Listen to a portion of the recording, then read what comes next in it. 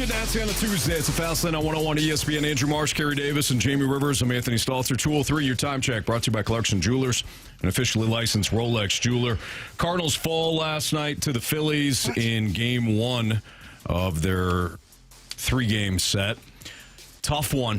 Cardinals kept battling back. They kept falling behind. Couldn't figure out Andrew Painter for 5+ innings. Didn't get their first hit. I think it went to the 6. But they made it a game, and they unfortunately had some errors in that one that even Oli Marmol took accountability for. But before we dive into that, your guys' main takeaway from last night's loss? It's just, my main takeaway is it just feels like the Cardinals now are finding ways to lose in certain games, whereas early in the season they were finding ways to win those games. And it's not like they're giving up. They're not. They had a push right to the very end of the game, and even the last out of the game was a pretty solidly hit baseball. Just happened to be right at the guy. Yep. But, you know, they kept going. They scratched, they clawed. They just didn't have enough in the tank to come all the way back in that game. The errors killed them. Mm-hmm. I mean, what, 2-3 errors on the night? And I think every one of them counted for a run after. It was rough. That's tough. I thought they performed well. I mean, you get down. You were, like you said, Painter was unhittable. Literally, you didn't have a hit off of him for a while, and then you kind of solved that issue, and then you found a way to stay in the game. I think that when I'm looking at this team, as long as they're fighting and putting themselves in positions to win games or be, compete, I think that that's what you're seeing from this young team pretty much every single night. And we've talked about it pretty much all season long that you never really feel, for the most part, that this team is out of a game. Like, no game you should turn off because you feel like there's a chance that they could be right back into it, or if they have the lead, maybe they let the other team right back into it. But those are the trademarks of a young team. Yeah. And a team that is willing to continue to fight, right? They could have easily been, they were getting no hit. They could have just packed it away and said, hey, boys, it's not our night. But they figured some things out. They put some runs on the board, and then they put themselves in a position to potentially win the game or at least tie the game, and they came up a little bit short. So for me, I'm looking at it as this is all growth and development and a learning process for a young team. And eventually these tough losses will become winners because you'll have better players on your roster. You'll have the experience, and maybe not this year, but all of these are learning lessons for years to come. Yeah, I think for me, this team's margin of error is so thin, so thin. I mean, you just mentioned it, Jamie, the errors, Hunter Dobbins throwing that ball away at first. That's this team, though, right? Like Carey was just mentioning, they're a young team, so things like that are going to happen. They are frustrating to watch as a fan because they are mistakes that I think you can clean up or not make at all, but that's where I'm at after this game. It was a fun game to watch. If you weren't paying attention, if you decided to turn the game off in like the 5th inning because the Cardinals weren't doing anything, you missed a pretty fun ending. Not fun. That wasn't actually a fun ending. It was an exciting ending. Anthony, as a baseball fan. As a baseball guy, not baseball me. Lifer is what he prefers to go. I had a question. I may have asked this before. I may have asked Brad this before. I can't remember. Mm-hmm. Why do pitchers have such a tough time going to first base? A lot of them do. And I understand the mechanics are different, but they also play catch. I watch them in warm-ups, and they play catch. Mm-hmm. They start kind of short. They get the long toss, like they can just play catch without throwing with velocity or stuff. Yeah. Yet there's so many of them that struggle mightily. That simple throw to first base, it either looks like a shot put, or they go underhand, or they do what, like, Dobbins did last night. Why is that? So you're not referring you're referring to Dobbins getting the ground ball back to him and then him airmailing, not doing a pickoff, correct? Yes, correct. Okay. Yeah, nothing to do with the pickoff. Yeah. Ground ball back to the pitcher. So many of them struggle or look completely awkward throwing it to first base. Mental. It's a mental thing. But they don't look awkward when they're playing catch before the game starts. They're 20 feet away from the guy. No, you're right. Or in the bullpen when the catcher's standing up. And they're just throwing it back and forth? Yeah, I think it's that. But that's practice. They're trying not to zip it over there. Like, I think you should just throw it. And I think sometimes they are worried about throwing it too hard. So you take a little bit off. Mason Wynn at shortstop? Yeah, but he's much further away. I think Burley can handle it. He is, but I think because they're much closer, I think that the mindset is. Why throw awkward? They do the because awkward, you're trying not to give the first baseman too much heat, and then you take it off, and then it sails over his head. It's just, to Anthony's point, I think it's mental, but I think it's trying to do the right thing, but ends up not being the right thing. I'm not mad at the pitcher. For me, it was just a very general question because I see it a lot. Well, you'll hear whether it's little league, high school, minors, or even the big leagues, you'll hear coaches yell out to the pitcher, step and throw when they get a ground ball back to them. Step and throw. Because just like playing catch, you want to step, keep your front shoulder pointed to the target because that's where your accuracy comes from. Step and throw. They're so used to, and I'm just speculating, right? They're so used to having their mechanics needing to be perfect to throw to the plate that they get the ball back, and it's almost like they immediately get domed up thinking, don't airmail it, don't throw it into the ground, don't. Yeah. We as human beings don't necessarily know don't. It's almost like you can remove that, and it just becomes airmail it. Yeah. So I think that's what happened to him. Now, Dobbins did step. Oh, boy, did he ever. He stepped, but then you could tell he almost got to halfway through. Yao Ming was at first base. And he airmailed that sucker. It's unfortunate. He did talk last night about how humid it was, and we saw he struggled a little bit command-wise. Sweaty balls. Yeah. So, wet balls. I don't know if that had anything to do with it. I mean, maybe. Yeah. I know for Sonny Gray, he didn't like. Wouldn't that have an effect on his pitching, too? It should. Well, it did, yeah. Just. He was having a tough time. I mean, his pitch count was up there. Yeah, really he didn't quickly. That's a really good lineup, obviously, and he didn't fare well last night, unfortunately. Credit the Cardinals for coming back. Now, there's another situation last night. So BK, he tweeted about this. He said, Oli Marmol said post-game, if he could do it all over again, he would have pinch hit Brian Torres for Jimmy Crooks in the 8th inning. I don't think the 8th inning, I don't think that's where the question should come. In terms of the pinch hit situation. What question do you have, Anthony? To me, when Wynn is rounding third, Let him go. Let him go. He was right on Walker's heels. He was from you to me, away from him, and then he had to For him to be held up in that spot, that's tough. Yeah. He's rounding third. The ball, the center fielder has the ball. Center fielder doesn't have a great arm. It was a short hit, though. It wasn't was. Deep. Yeah, that could have tied it. I think You got to bring him home. I was thinking about this. I'm shocked that he didn't score. As a fan, I'm sitting there puzzled why he wasn't sent because of who was coming up. The bottom half of the order was awful last night. Right. And so you have Jimmy Crooks come up. And in that moment, that's what Oli. Okay, so you have one out. You would hope that you could get some contact, and that runner is crossing home plate, and you tie the game. Fly, you tie the game. Yep. Because you don't want to run into an out at home, just in case. Right. You would like to think that you could score that run with 2 outs to spare. I get why he was held up. I do. Yeah. Given the fact there's only one out. You're right. But you also kind of dude, the guys at the bottom of the order, we have one guy that can't even get a hit. If I'm Pop Warner, Prieto, and he didn't hit, but he's rounding the base. I would just send him. What do you care? I would have as well. What do you care at this point? I was actually shocked when I didn't see the run pop up. I didn't see a play at the plate. Me too. I didn't see the camera cut to home plate. I'm like, well, what's going on there? Oh, crap, he's still at third. Well, I think Why? Chip Carey even said it. Maybe this was earlier in the game. He goes, that's going to score 2. Yeah. Now, Pop Warner, if this is a playoff game, probably the right call. Only one out, hold him at third. Let's do our work, get him home. Right now, you're not. Send him. Just okay, send but him. what are the factors, right? What are the important factors? Wind speed, center fielder's arm strength, and the center fielder does not have a good arm. Center field, it was pretty shallow. he did spike it kind of. You want an aggressive to the team? first baseman. You know, So, you want to be aggressive or no? I already said send him. Yeah. Here, Trust me, I'm for that. Let's go, baby. This is the reason why I would have sent him, even though it was a shallow hit. We saw earlier in that same inning, Mason Wynn with a hustle double, right? when he was rounding first base and going to second, I was like, what are you doing? Like, whoa. But what it did was speed up the infielders to try and make a play. Mm-hmm. And he threw the ball away. Right.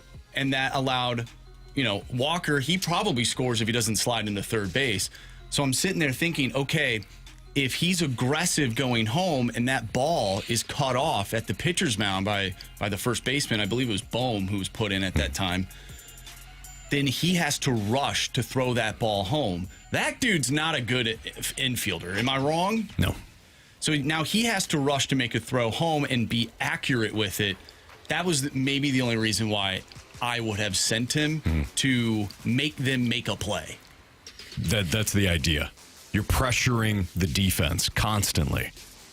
Force them to make a play. Now, was that the reason they lost? Of course not. If Crooks gets one in the air, we're not even talking about this. Or we're talking about it in the manner of, man, that could have cost you, and it didn't. But instead, Crooks doesn't even get wood on it. Well, he strikes out. Swung at a pitch arch high last and then night. Torres lines out to center. So I get that Oli Marmol's trying to take accountability here. Marsh, you also posed the question about, win or develop. Are you trying to win or are you trying to develop players? And the answer is yes. And Crooks is coming up in a key spot like that, and you want to show a little trust in the young guy and let him hit. And unfortunately, he strikes out. But if to me, Wynn should not have been at third. So Wynn is at third, one out. Would you have bunted a safety squeeze? Because that's what I wanted sitting on the couch last night, a safety squeeze. Do you think Tony La Russa does something like that? Is that the old school way of thinking to score said run? Or are you banking on a fly ball or base hit? Get the ball in the air in that spot. Yeah, I know you. It feels like most guys are even less able to bunt than to get a pop fly. I'm not thinking of Jimmy Crooks in that spot. I'm thinking of Brian Torres, who I'm pretty sure he can bunt. Yeah. Lay down a bunt to the, maybe the right side, whatever side you want it, whatever's optimal. Yeah. And see if Mason Wynn, who has good speed, can score. And again, you make them make a play. In that situation, after Wynn not being sent, I'm looking for the sack fly. Okay. Get one deep enough, let Wynn tag up and score. But I know that you had texted the group saying, hey, wouldn't you bunt there? Which I get. But for me, sack fly, get him in. ABCs of baseball. Just didn't happen. Cardinals lose by 1, and they'll try to even up the series tonight as the Cardinals host the Phillies again. 6:45 local time. It'll be Christopher Sanchez, the All-Star, versus Andre Palante. When there's a lineup out, we'll play the lineup game. All right, it's a Fast Lane on 101 ESPN. Interesting situation last night in Toronto that we'll get to. I've never seen something like that. That was weird. Red Sox and everybody, including the scoreboard operator, forgot to do something. We'll tell you what that was next on 101 ESPN.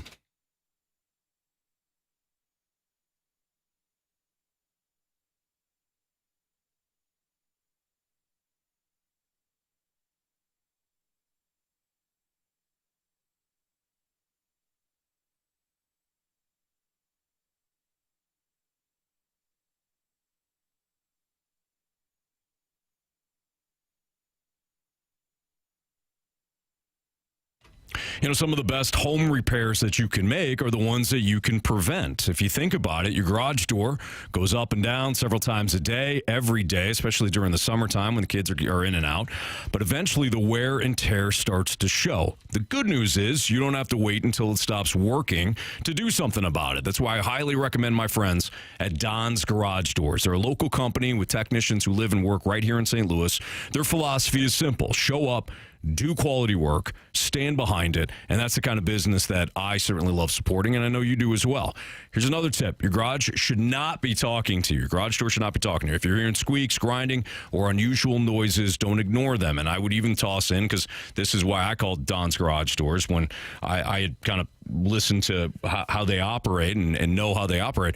If your garage door comes to an abrupt halt at the end where it just bangs down on the ground, that is putting wear and tear on your motor, putting wear and tear on those bearings that help move the garage door up and down.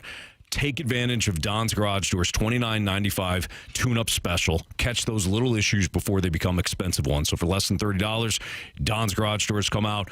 Make sure that nothing serious is going on, and if they can tune things up and work with what you have, great. It's only $30, and again, help prevent a major repair down the road. If you're ready for an upgrade instead, Don's can help you there too. Save $500 on a new insulated garage door, improve your home's curb appeal, and take advantage of 0 payments for 12 months with fast financing and no hidden fees. Visit donsgaragedoors.com or call 866-4-DONS-DOOR today.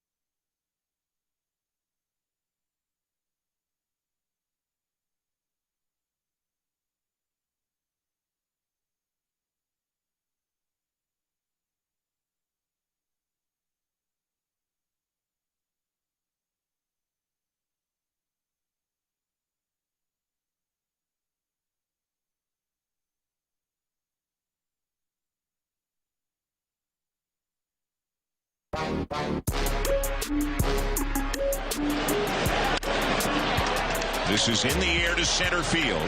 Bateman setting up. And the runner at first thought there were 2 outs. Throw the ball to first. This is going to be a double play. The runner at first, Sogard, didn't know how many outs there were.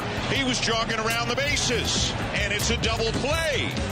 As soon as that ball was hit, I was wondering if it was deep enough to score the runner. They could have tagged up and scored. They could have gotten a run. Both runners thought there were 2 outs. So that was Dan Schulman of Sportsnet on the call last night in one of the weirdest plays that you'll see in Major League Baseball. So he kind of explained it, but if you're driving around, you don't quite grasp what happened last night in Toronto. After the Red Sox started the top of the 7th with a couple of singles, Nick Sogard sent a line drive to Vladimir Guerrero Jr. at first base. The Rays slugger dove for the ball, caught it on a bounce, and then fired a throw to second to get the first out. The play was recorded, though, as a double play on the stadium video board, which is operated by Major League Baseball. So everyone that was looking at the scoreboard in the park, which would be all the players and managers and maybe the umpires, thought there were 2 outs. So when Rafaela comes up for Boston, he hits one to center field with the Red Sox having runners on first and third. Center fielder makes the catch, then throws it to first base because he must have figured, okay, there's something's up here. The infielders kind of were walking off. The Red Sox was walking pitcher and off. the catcher were walking off. The runners were walking off. And by the way, the runner at third base came home. Yeah. Touched third base, but in kind of this nonchalant fashion. Touch home plate, excuse me. So he didn't know that they were only one out because he would have been tagging up. Yeah. So Toronto center fielder throws it to first base to complete the double play, inning over, right? Yeah. There was a 15-minute discussion though, the umpires are trying to figure out with the managers whether or not Boston's run scored. Well, at first they were trying to figure out if there was 2 outs or 3 outs. They were like, wait, what? Right. Like they were all confused. They had to go to New York to get the actual ruling on how we decide this specific play, and it was maddening. It was nuts because you saw the Blue Jays manager like, what? Well, then the Boston side of things, they were saying, well, he touched home first. Yes. They were saying, and then, He so did. then they had to back away and be like, wait a minute. We didn't even think about that yet. Like, never mind the outs. All of a sudden, we have to think about, did a run actually score? Right. And you might be thinking, because I'm like, well, he's got to tag up. Not if they throw to first and they complete the out there. Then it's a timing situation. Which happened first. Yes. So he crossed home plate first, then the out occurred. Yes. Had they thrown to third first. Inning is over. Inning's over, no run. Yeah. But they threw to first. Yeah, because he didn't tag up. Instead, Toronto, with kind of a heads-up play, winds up costing themselves a run because the center fielder didn't throw to third first. Get that out there. He goes to first base, and the run scores. Now, Toronto still wound up winning 2-1, but I've never seen anything like that. I ain't never seen it either. Like, you got 3 outs on the inning, but the runner still scored. Right. And and the fact that no one in the stadium, players, umpires, managers, everyone was looking like, what's going on? Yeah. You know what that reminded me of? What do you mean? Are you asking me? No. I said that's what the players were saying. Sorry. Right, yeah. That whole play after I watch it, you know what it reminded me of? Because what you just brought up, Carey, like nobody knows it. Mizzou losing on 5 downs. Oh, On 5 downs. Yeah, That's just bad coaching. Wow. But nobody said anything. The crowd didn't say. All of a sudden, come on, you can blame the coach. I do. And that's fine. And I do because I had a situation like that in high school where they gave the team an extra down, and I was livid. I was on the field, and telling them specifically, this was first down, second down, third down, that was fourth down, and here you are about to give them another play. No. Yeah, but that was high school, right? Yes. So you got some kid working the score clock or a volunteer. But I'm talking to the referee. I'm talking to the college football. Yeah. You got a big old scoreboard that shows the downs. Well, never mind the scoreboard. How about the guys on the sidelines? That's what I'm saying. Well, I mean, everybody, you gotta be somebody. locked in. They spiked it on fourth down. The game's it's over. Mm-hmm. Yeah, right, another one.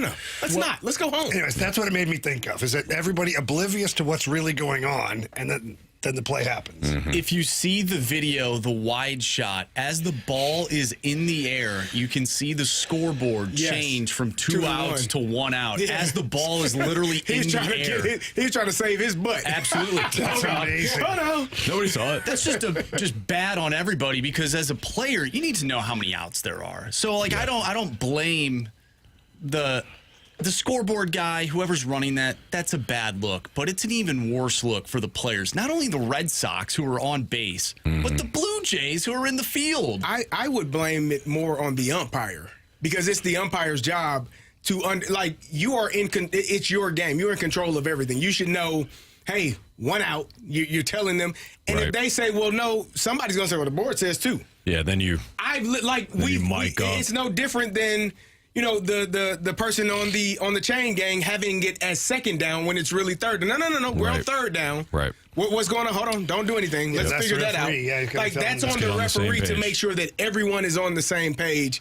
It's your game. You're in control of everything that's going on out here, and they blew it.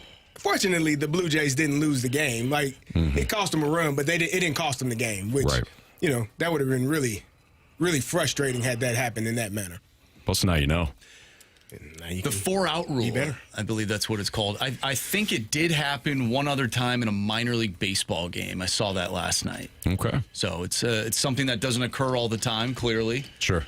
But yeah, just something for us. Little piece of history. How about that? Now you could say you saw a runner not tag up and still score a run. Didn't think I'd ever see that. Crazy stuff. All right. It's Fastlane on 101 ESPN. Let's get into something that Kevin Clark said on First Take. And I know this is going to ignite our guy Carey here. Probably in a good way. That's next on 101 ESPN.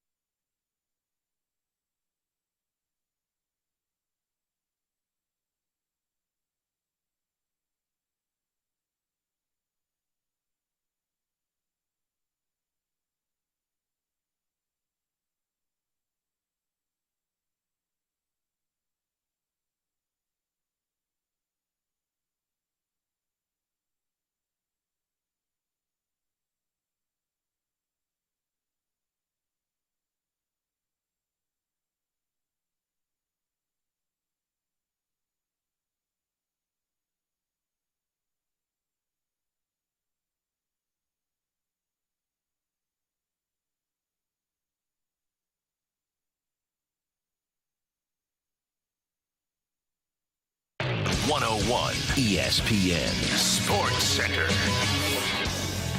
I'm Andrew Marsh. It's time for a Sports Center update brought to you by Saliga Heating and Cooling. The Cardinals fall to the Phillies last night by a final score of 6-5. They managed to work their way back into the game but fall just short. The Cardinals get another opportunity tonight with Andre Palante on the mound. He'll face off against Christopher Sanchez. First pitch is at 6:45. I'm Andrew Marsh, and the Sports Center update is brought to you by Saliga Heating and Cooling, a Daikin heating and air conditioning dealer.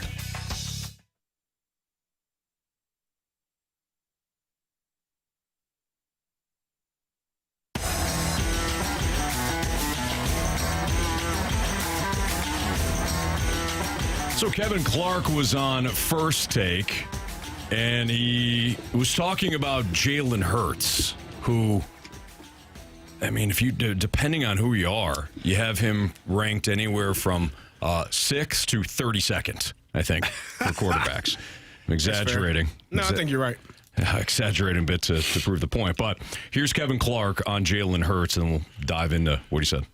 The narrative that he was a passenger for his entire Eagles career drives me nuts. It diminishes the fact that he's one of the best downfield passers in football during his entire tenure there. Okay? It diminishes the fact that he has a ring and had one of the best Super Bowl performances in the history of that game. Okay? The idea that Super Bowl rings and arguments seems to apply to everybody but Jalen Hurts. The Twitter trolls, okay, seem to see the ring as an inconvenience rather than an argument settler, okay? And we're still doing this years into his tenure. He should be the franchise quarterback, should be treated as such. Every other quarterback on the level with Jalen Hurts, it's Josh Allen has to do this. He has to put a team on his back. Mahomes has to put the team on his back. Joe Burrow has a team on his back. And with Jalen Hurts, the argument is, oh, well, no, everything else has to go perfect for him. He has to have the receiver. He has to have the running back. He has to have the offensive line.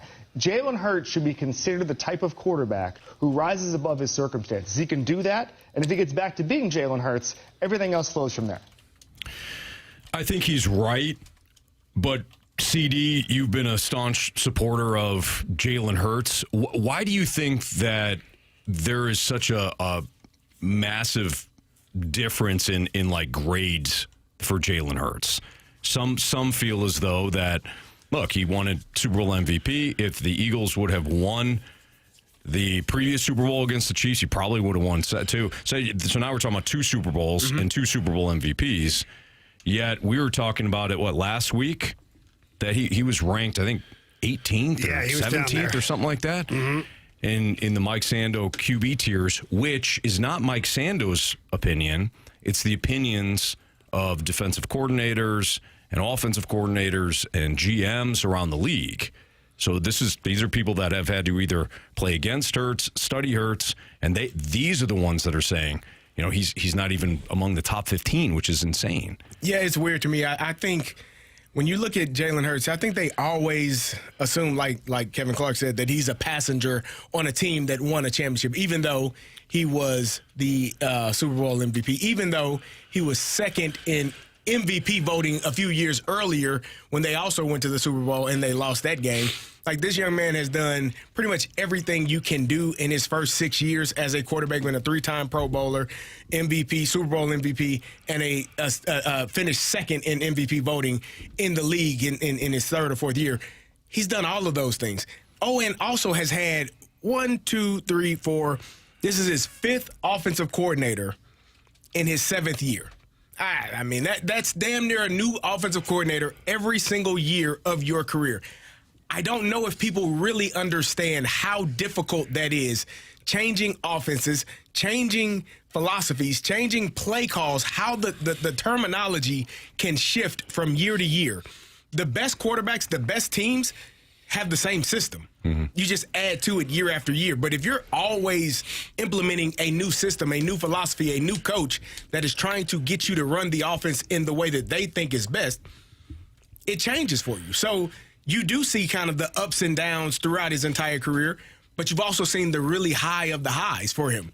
And you haven't, in my opinion, seen really low of the lows. If the worst he's going to be is a middle 15, middle of the pack quarterback. the highest he's going to be is one of the top 5 if he plays at that level. So I don't know why he gets so much hate. I also think he doesn't speak. Like I won't say he doesn't have a personality, but he's not one of those outspoken people that always needs to be in the limelight, needs to be at the front and center of every single conversation when something bad is going on. He's just like, oh, okay, cool. Doesn't bother him. And he just goes about his day and he just plays football, which most people would enjoy from their quarterback. You just want to play? Cool. Let's play. Let's find a way to win. But for whatever reason, I think that he gets a lot of flack for just being him. And I think he has a great team around him, so people assume that, well, anybody could do his job. Okay, well then, let's see if they could. Anthony, what is it about his game that you see that might lead you to support some of those coaches or oppositional people that said, hey, he's like 18th in the league? Because Carey's right. When you look at some of the on paper things, 2 Super Bowls, winning one, MVP, second in voting the other. But why is he not getting the respect? So, like, when you watch him play, what would it be for you that you see that, I can see why they say that. I wonder why the offense is so simplistic at times. Because it changes every year, in my opinion. But is it always simple? I don't think it's always simple. I mean, he was second in MVP voting one year, so that would tell me that he had a pretty damn good season that year, and they also went to the Super Bowl that year. Yeah. So if I'm looking at it from that perspective, I'm saying, well, it wasn't that simplistic that year. The year that they won the Super Bowl, they had Saquon Barkley playing at an all-time high level, and we're going to feed him because that's what we need to do to win. I think Jalen Hurts is a winner. Like, all the other accolades, I bet you he couldn't care less about MVP votings, Pro Bowls, how many yards he throws for, how many touchdowns he rushes for or throws. I think he cares mostly about winning football games and finding a way to win a championship. And to some people, that might not be good enough. But for him, I think that that's the most important thing. And whatever we need to do to get that done, A.J. Brown, I don't care that you're complaining. Yeah. Are we winning? Shut up. Right. And some people don't feel that way. Some people want to win, but they want to have a large part in the win in order to feel good about the win. So would some people consider Jalen Hurts like they use it loosely with other people, like a systems quarterback? He just doesn't hurt you. Maybe you can consider him. I don't know. I don't know, because I don't know what the system is. The system changes every year. Yeah. So for me, knowing how difficult it is to learn an offense in an offseason and then implement that and be comfortable game after game after game, it is extremely difficult, and it's more difficult when you're changing offenses every other year. That's just coming from a guy that has played in multiple offenses. Like, and it's not just you. He could be the most intelligent player on the team, but you got 10 other guys that are on the field with you that might be struggling. I guarantee you, 2 or 3 of those guys struggled with having a new offense every other year, which makes things slow down. So we have to kind of dumb things down. I know a lot of the things that they didn't do last year, they didn't motion. They didn't have any real motions in terms of but that's a play caller thing. And maybe it's a quarterback thing, but if I'm the play caller, we got to be comfortable with motioning so I can get an idea of what coverage they're in, moving guys around, and put ourselves in a good position to have success offensively. It's just a lot of things that go year after year that they have had to implement. And to me, he's played he's done an outstanding job of always being the lead quarterback for that team. I think if we're going to take like a 200-foot view on this whole thing, a lot of times the frustration or the we'll call a lack of respect for Jalen Hurts comes in with comparisons to the other QBs, right? So if we are going to do that, so going back to like what Kevin Clark said in that audio piece, Josh Allen, there's a lot on Josh Allen. Now that doesn't mean that Jalen Hurts should be criticized because he's got more talent around him, but I do wonder if it just comes down to ranking these quarterbacks from an individual standpoint. And it's just that's just a fun exercise we like to do in the offseason. It really doesn't matter when it comes to real football because real football is won by the team. But if we're going to compare Jalen Hurts to some of his, cohorts at quarterback, I wonder if that's where the true discussion comes in. He's not Josh Allen. He's not Patrick Mahomes. He's not Lamar Jackson. But he's sure as hell better than some of these QBs that he was ranked behind, at least on Sando's list. I mean, Baker Mayfield, he's better than Baker Mayfield. My God. So I wonder if he's... That's why I have to ask the question, what are they seeing that we're not? I wonder if he's slighted because he's got a really good team around him, and he can be a little, I'll throw the 50-50 ball. But what about the rumors about him being difficult to work with? Now that I don't know. I don't know, but that did come up more than once in the past, that some of the offensive coordinators had difficulty working with him. And I don't know if that might influence voters or whoever these people are. Would they know somebody who was there and like, oh, yeah, no, I wouldn't want to be with that guy. Sure. But I'm not in that locker room, I'm not in those meetings, so I don't know. It's all speculation. Yeah.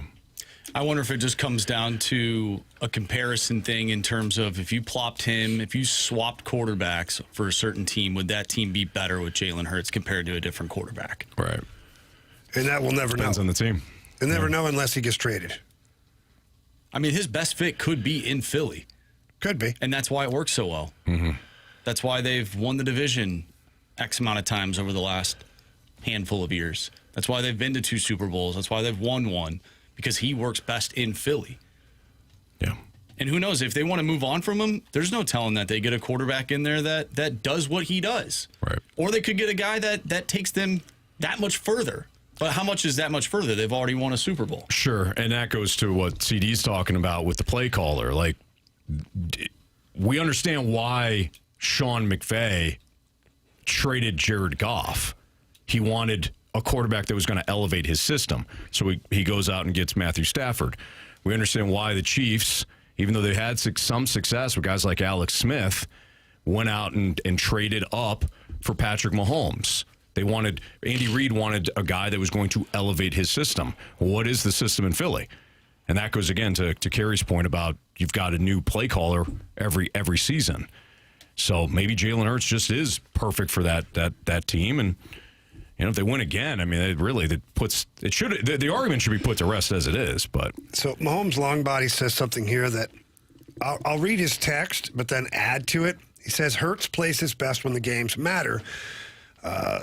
When the games matter the most, isn't there something to be said for that? So here in St. Louis, we love to praise Jordan Binnington for being that big game goalie and being that guy. And Jordan Binnington has had some seasons that have been average, but then he steps in the playoffs, you're like, woof, that's just a different guy. Are we overlooking that maybe with Jalen Hurts? Or because he's gotten to 2 Super Bowls and won one? Yeah. Like, to me, that's a pretty big game player. Yeah. I agree. I mean, yes, but also, you could look at the Monday night playoff game against Tampa a few years ago. They were terrible in that game.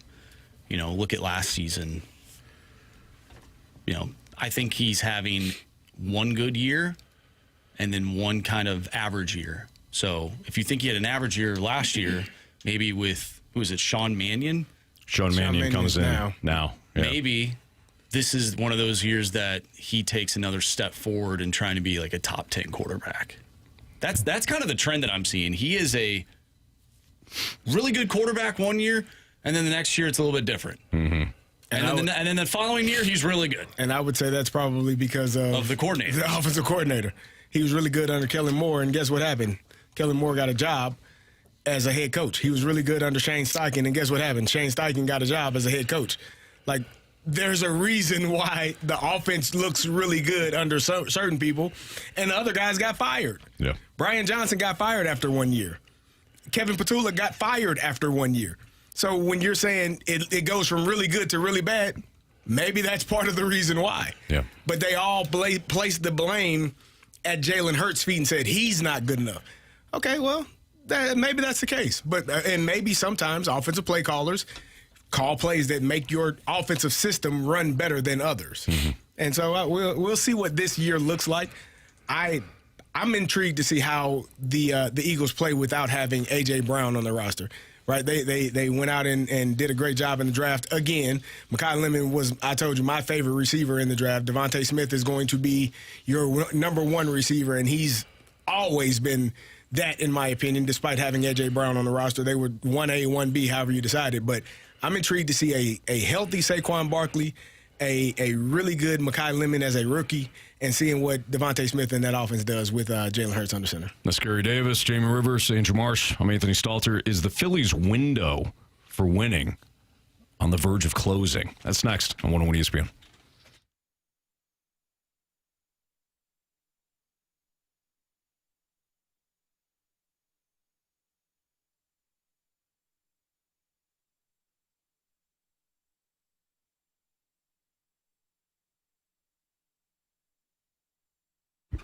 Auto Centers Nissan out in Herculaneum, Missouri, right off 555, just minutes from South County. They have over 1,000 new and used vehicles. If you look at some of their pre-owned vehicles, it's not just Nissans. They got different makes, different models.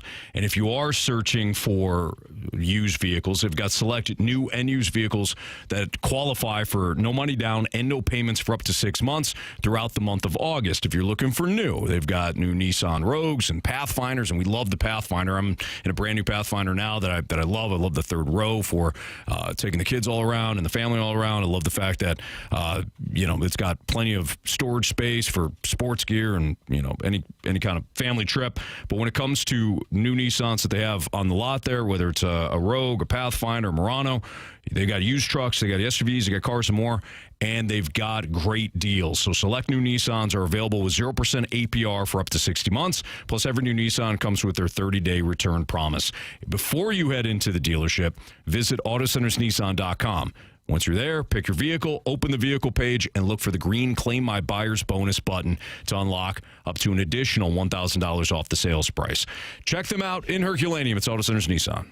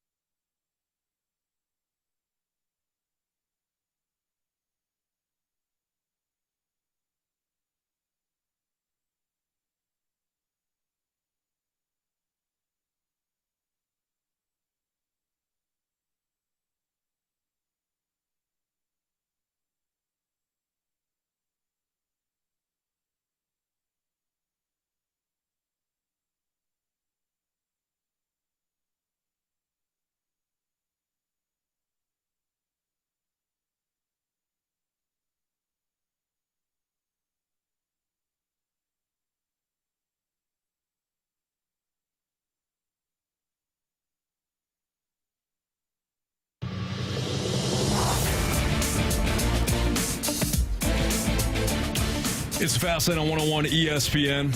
So BK tweeted this out last night. Oli Marmol postgame. It's a good group across the way. They're built to win now. They were short in their bullpen coming in, and we knew that. You have to capitalize on certain situations, but we were a hit short. So that was after last night, obviously, when the Cardinals dropped the opener to Philadelphia by a run. Do you guys feel as though the Phillies' winning window is on the verge of closing? Basically, how they've operated. I think it has to be. You look at their players. Schwarber's not getting any younger. Harper's not getting any younger. Their window is right now. They picked up Luis Arias because you don't make that move unless you think, okay, we've got to push the chips in here a little bit. Right. Not that Luis Arias is a bad picker. He's a great pickup, but you're putting him in that lineup to get on base and have one of your big boppers get him home on a consistent basis. So I think the Phillies have been in that win-now mode for a couple of years, and I think that this is getting towards the end of it. If they don't find something this year or even next year, I think they're in trouble. I think that, I don't know if they're at the closing mark of their what they have. They still got a lot of talent. I think, Bryce Harper's still playing really well. Kyle Schwarber still hits the ball really hard and really well. Boy, does he hit it hard. I think, their pitching has to be – I think they're still waiting on their pitching to be what it has been, like Aaron Nola and all of those guys being as good as they have been in the past. Like, that's what is going to propel them to be a World Series team if that's their aspirations, which I'm sure that is. But, no, I don't think that the window is necessarily closing. They were a team that was just – I'm on here texting with a guy right now. He was saying, coaches don't matter. I said, well, Joe Girardi was fired from the Phillies in 2022, and then Rob Thompson took him to the World Series. Rob Thompson just got fired. And Rob Thompson just got fired. So they had good players then. They still, and to your point, they are some years older than they have been, but I think they still have everything that they're looking for to try to make a run into the playoffs. So Harper has until 2031. Trey Turner signed through 2033. Nola 2030. Schwarber 2030. Let's see here. Wheeler, 2027. So he's somebody that could come up. Sanchez, 2033. They've got their main guys locked up for the foreseeable future. Now, to Jamie's point, these guys are aging. I think the bigger thing is this. If you are constantly signing free agents and constantly making moves at the deadline, you're borrowing from that stock of prospects that you have, right? So this is the problem that the Padres face. The Padres farm system is atrocious. I don't know where the Phillies are right now, but under Dave Dombrowski, they don't care. The farm system has always been liquidated to help the big league squad, no matter where he's been, whether it's Detroit or I think way back in the day he was with Miami. Like they just that is what he does. He wants to get with an owner that allows him to spend and doesn't mind liquidating the farm system to help win now. So if you stick with that, at some point rent comes due, and that's when Dave Dombrowski looks to go elsewhere. Boston is the other team he was with. At some point, your guys get too old. At least production-wise, they don't match the contracts, and then you're looking to make moves to supplement some of those aging players, and you don't have the farm system to back it up. So I don't know if this year's necessarily the year that is going to get closed on them. They're still a really good team top to bottom. But I would say in the next 2 years, there's no baseball next year. Now you're really in trouble. Let's look at the next 5 years. If you had to pick between the Phillies and the Cardinals, which team would you invest your time in? Who do you think would be the best team? Over the next 2 years? Next 5. Oh, next 5. If we're projecting 5 years out. We know what the Cardinals are doing right now with their rebuild. We know where the Phillies are, where they've been. I mean, the Cardinals. If you're saying 5, like 5 after 5 years, if you're saying who could win a World Series in the next 5, I'm taking the Phillies. But if you're saying let 5 years go over the Cardinals, yeah. Them guys is old. They're old, brother. Jamie just said it. They ain't that old. They old as hell. But here's the thing is, they'll just keep getting good players. Zach Wheeler is 36. You think in 5 years he's going to be pitching at the top of his damn game? Man, he's 41. Sanchez should be. And whoever they sign in the offseason will be. But the CD, to Anthony's point, they'll just liquidate that and go get the new guy. The next guy? Yeah, the next guy. Who's your 1-2 right as now long for as the Dodgers Cardinals? haven't signed him already. You said in 5 years. For the next 5 years. We're not talking about right now, man. In 5 years, I would take the Cardinals. Oh. Over the In the next 5 years. So 27 through, what's that, 32? Yeah. You're taking the Phillies in that time frame. Yes. And 32 and beyond, you're taking the Cardinals. Yeah. Wow. You're crazy, man. I like I don't you, think but what you're I said was that crazy. man. I thought you were a Cardinals fan. That's why I said he's crazy. He says the Cardinals are going to be good. Yeah. In 2032. Well, I hope I'm so. saying in 27 through 32, I'm taking the Cardinals, and he's not. I am the Cardinal fan. He's not. That's what I'm saying. What do your Dodgers think of that? They'll be all right. They're going to win another World Series. What do they care? Win the World Series, they can't even win a game. I feel like when you're one of those teams that spends and you get into that realm, it's hard to switch. So, like Jamie just said, well, what are they going to do? They'll probably just spend more money and go get the next guy. Right. Is that necessarily what they did when they were good in the early 2010s, the late 2000s, early 2010s, and then they had a dry spell? Like, what did they do at that point? They had a combination. They were bad. Yeah, so they had a combination, but it was mostly homegrown players and free agents that they picked up or trade acquisitions that they picked up along the way. What happened to the Phillies in that time was the same thing that happened to the Giants. I was just thinking about them. In 2010 through 2015, 2016. You win, so you start to reward the players that got you there. And eventually, whether it was Ryan Howard and injuries or, just play started to dip, eventually your roster becomes too expensive and not productive, and then you've got a long gap. Because you know who the Giants traded to the I think it was not the Phillies. No, it was the Mets. Do you know the Giants traded the Mets for Carlos Beltran? This was 2011. So they won the World Series in 2010, and they were good again in 2011 before Buster Posey got hurt. And at the deadline, they traded for Carlos Beltran, who was a rental. And they traded him to the Mets. You know what they gave up for him? Ooh. So he went to the Mets. Yes. Oh, man, I'm trying to put my. I'll give you a hint. He's a Philly. Right now? Yep. Just to give you an idea of like, hey, we're in it. We're in this window now. F them prospects. Oh, it's probably Zach Wheeler who went to the Mets. Zach Wheeler went to the Mets. Yeah. So they got a rental. They got Beltran, rental player, big acquisition. They gave up their top prospect in Zach Wheeler. So what, right? They didn't make the playoffs that year. They did recover in 12 and then again in 14. But Zach Wheeler could have been that next guy that they ushered through as opposed to paying for a rental. At some point, you start paying for all these rentals. You don't have the farm system to lean on, and you start to crash and burn.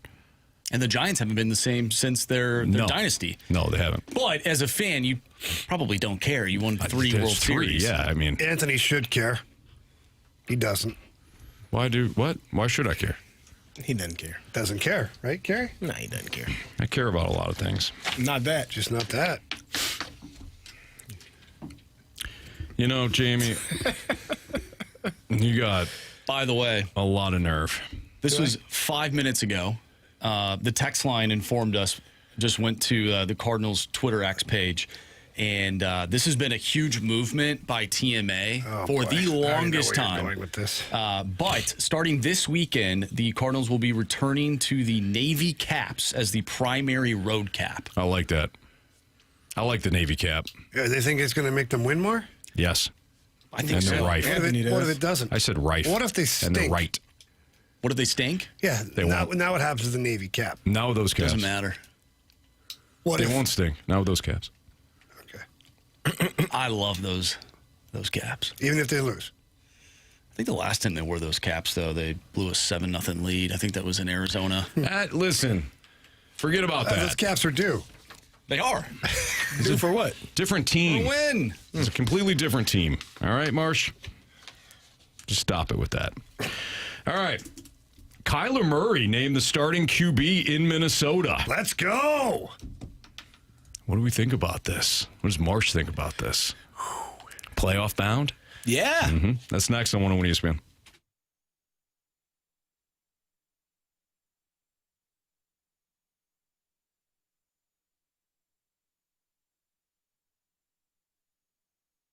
If you got exterior damage to your home, you're looking for an upgrade, maybe there's a big storm and you want your roof looked at, please don't call anybody out there. Just call Conrad Restoration Services.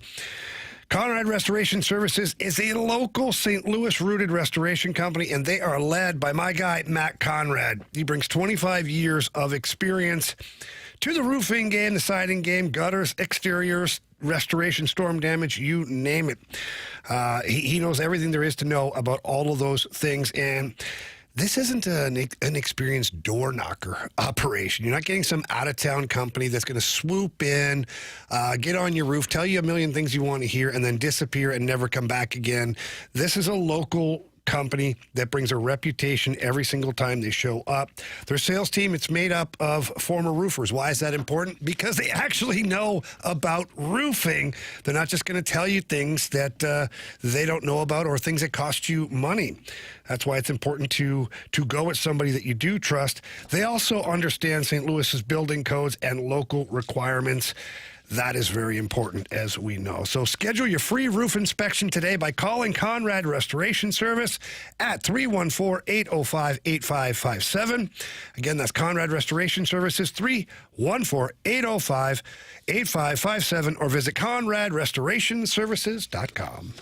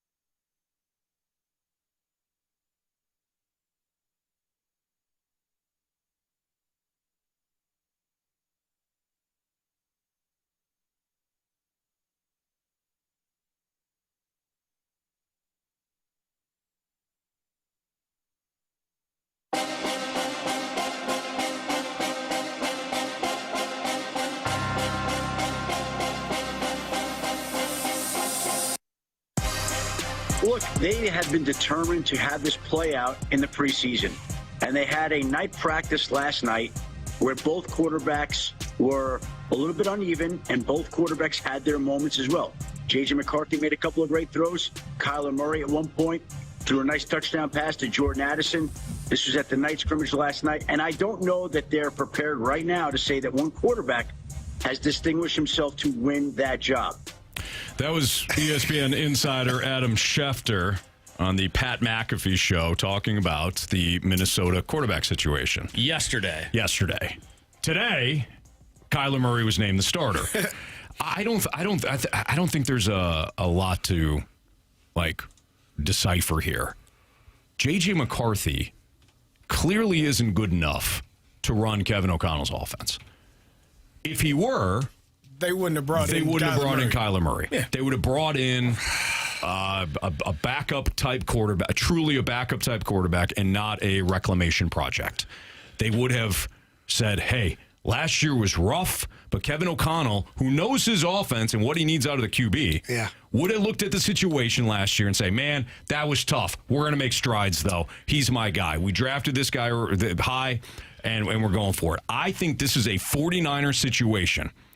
Kyle Shanahan looked at Trey Lance and said, don't like it.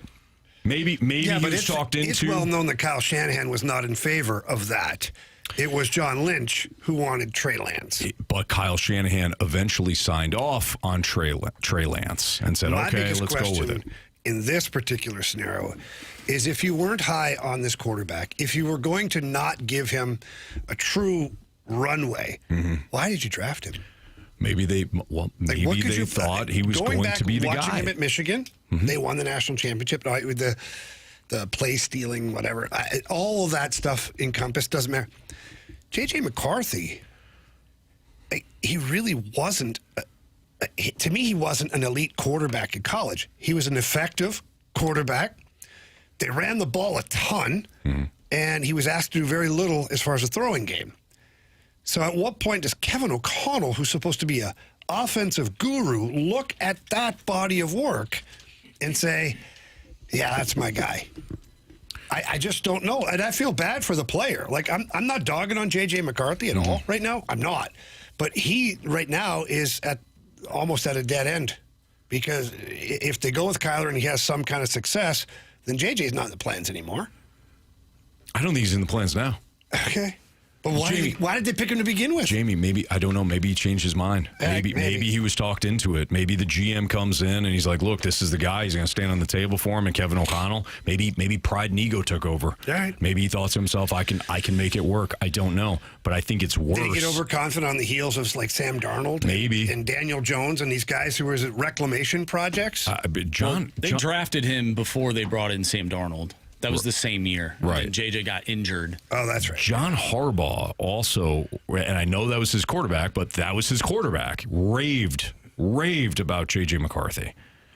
So maybe it's a situation, too, where a couple of coaches got together and Kevin O'Connell bought the hook. Maybe he called Harbaugh. Maybe. And then he actually gets his eyes on him. Now he blocked his number. Maybe. You fooled me. Fool me once. I just think it's weird to be so high on a quarterback and draft him pretty early, and now he's out of the equation. Mistakes were made, Jamie. Yeah, I know. Mistakes were made. I'm just questioning it, that's all. Yeah. I expect this kind of behavior from other people, but I'm with you. I don't understand why the 49ers drafted Trey Lance, but Kyle Shanahan was talked into it, and then when he saw both QBs, he goes, nah, that's the one I want. It was Brock Purdy. Yeah. I think when the writing was on the wall, in my opinion. When they brought in Kyler Murray, a guy that has played at the level that he has, some people hate him, some people dislike him, but what you can't deny is when he's healthy, he's a really good football player. And what other teams that play against him, preparing for him it's difficult, right? That he has his limitations. He's not the tallest quarterback, but he has a really good arm. He's very accurate, and he's able to move. He's a mobile quarterback. I don't think he's played with a receiver. I know he hasn't played with a receiver did he play? He played with Larry Fitzgerald, didn't he? Yeah. Yeah, so, okay. But Justin Jefferson. An older version of Larry Fitzgerald. But still a great wide receiver nonetheless. But Justin Jefferson is on the trajectory to be what Larry Fitzgerald is and has been throughout his entire career. So I think that's going to help. The pick for J.J. McCarthy, I don't know who made that pick. I don't know what decision that was. I do know that the GM that was there when he was picked is no longer there. Now, but that's because he never showed up. Probably fell on the sword. That might have had something to do with that as well. Maybe Kevin O'Connell never wanted J.J. McCarthy, and maybe the GM, who is technically his boss, said, no, this is the direction that we're going. We need a quarterback. And he felt that was the best quarterback to take. And when he gets there, you're looking at it and saying, yeah, this kid can't play at the level that we need him to play, because to Jamie's point, in college, he did manage the game. They ran the air out of the football with Donovan Edwards and Blake Corum. Like, they ran the football, man. And they played great defense. And they played great defense. Maybe that's why Harbaugh loved him. He made some, maybe. He didn't turn, maybe don't turn the ball over. Maybe he didn't complain about it. And maybe that's the perfect recipe for what for what Jim Harbaugh wants to do in Los Angeles. But it is not what Kevin O'Connell wants to do for his offense. So I think all of those things can be true. But it just felt like when they signed Kyler Murray, J.J. McCarthy was done playing quarterback for the Minnesota Vikings. Like, you don't bring in a guy to compete with a guy that has that credibility, that has had that success in the league, and your quarterback that you drafted has not done pretty much anything just yet. So I just felt like that was the writing on the wall. And to your point again, Jamie, this could be the end of the road for J.J. McCarthy. Let's say you, Marsh, you're the Vikings guy here, and you've been on the fence as far as picking what. Do you still believe in JJ, that you thought Kyler could be the guy? You don't have a lot of faith in KOC right now. Well, for me, at the end of the day, as a Vikings fan, I just want the best quarterback to play be the starter. We know that. Whoever What's your thoughts, though? I think this quarterback competition was stupid. I don't think it was a legit competition at all. If we want to go one for one of who's been better in training camp, both quarterbacks have been awful, quite frankly. They have. On some days, from what I've seen, J.J. McCarthy, if you want to go day by day, has had better days, accumulating days than Kyler Murray. But what they're looking for is for him to be significantly better than Kyler Murray, and he's not. So, of course, you're going to go with the guy that has been in the league for a while, that has started for another team. But Kyler Murray, for me, he comes into a situation where he has to learn a pretty advanced offense. And with this quarterback competition, they've been splitting reps, which I think is so dumb. If you knew that he was going to start, then have him take first-team reps all training camp, because he doesn't know the offense as well as J.J. McCarthy does. And that's a shot at J.J. McCarthy, who's been in the system for 3 years now and still can't operate it at a high level. But that's the answer to your question. That's the answer to the problem. You've been here 3 years, and you're basically working at the same level as a guy that's been here for 6 months. For sure. And that's problematic. If I'm the head coach. If I'm the head coach and I'm weighing the two, I got a guy that has played at an elite level, been rookie of the year, has had some really good success, has been a Pro Bowler in the NFL, that has been here for 6 months, and you all are playing and operating the offense at the same level as you, J.J. McCarthy, who has been here for 3 years. You've been in multiple training camps. You've been in multiple seasons. You've had the tutelage of being around this quarterback and this offense for a number of years, and you still haven't grasped it yet. That's a problem for me, which is why they went out and got Kyler Murray, because they felt like this was going to be the problem going forward for JJ. Well, absolutely. I mean, and at the end of the day, he's still super young. He was drafted very young. He missed his first year. He had a winning record last year somehow. He was not good by any means, but had glimpses of good quarterback play. This whole Kyler Murray situation right now, as a Vikings fan, I think I do not see them making the playoffs. Like, Kyler Murray has not been good at training camp. He has not been good. So he needs to get up to speed. We'll see how things go. You know, obviously there's a little under a month until the regular season gets underway. Almost a full month until they play Green Bay week 1 on Sunday. I do not know how this is going to work. There's a reason why the Cardinals are paying money for Kyler Murray to play on another team. I hope that version of Kyler Murray is not present this season. Boy, if it is, now you're in a world of hurt. Well, and now I'm wondering, like, is Kevin O'Connell, is he on the hot seat? Probably not, because he'd have a job in 15 minutes after getting fired. Oh, yeah. But it's like, dude, all right, man, like, you're the quarterback whisperer. You clearly can't make it work with a young guy. Do you just need older veterans? If that's the case, like, we need to find a quarterback for the future that is not a recycle retread. You can't just keep going year by year with a new quarterback and expect it. Steelers been doing it for years. And look where they're at. I don't know if that's making him feel better. Oh, okay, sorry. But no, you're right, CD. Yeah. And it's going to work this year. Here's a, by the way, before we move on, this is a quote from Kevin O'Connell, who was on the Rich Eisen show a while back. He said, I believe organizations fail young quarterbacks before young quarterbacks fail organizations. That's a Doug Armstrong quote. Yeah, it is. Yeah, what the heck? KOC stealing quotes now. Oh, no. He said, in what world do you go from wearing a life vest and learning how to swim to being thrown in the deep end in the middle of a 200-meter freestyle against Michael Phelps? We decide in this league very quickly whether a guy can or can't play quarterback, like it's a simple yes or no. This is the guy or this isn't the guy. Let's either have a parade in the streets or let's move on and try and find another one. Well, he Talking about J.J. McCarthy. He took the latter one. That's exactly what they're doing Yep. right now. Basically. Sometimes you Keep my just know. job, brother. Yeah. Sometimes you just know. We're not there every day, and maybe they drafted J.J. McCarthy, all these things, and they got him in house, and we're like, oh boy, we thought it was different. Oh boy. Well, let's do the best we can. And by doing that, we're going to start Sam Darnold because he's hurt in the first year. The second year, we're going to start Carson Wentz until he can't breathe anymore, and he's almost dead before we give the ball to this kid. That's correct. So I think they made up, Marcia, to your point, I think they made up their mind a long time ago on J.J. McCarthy. They've been trying to throw retreads in there since his beginning, since his existence. Darnold was going to be the guy anyways, but J.J. got hurt. And then the next year, Carson Wentz ended up being the guy they go to. And then now this year, Kyler. So every year, except for the first year he's injured, they've picked someone else.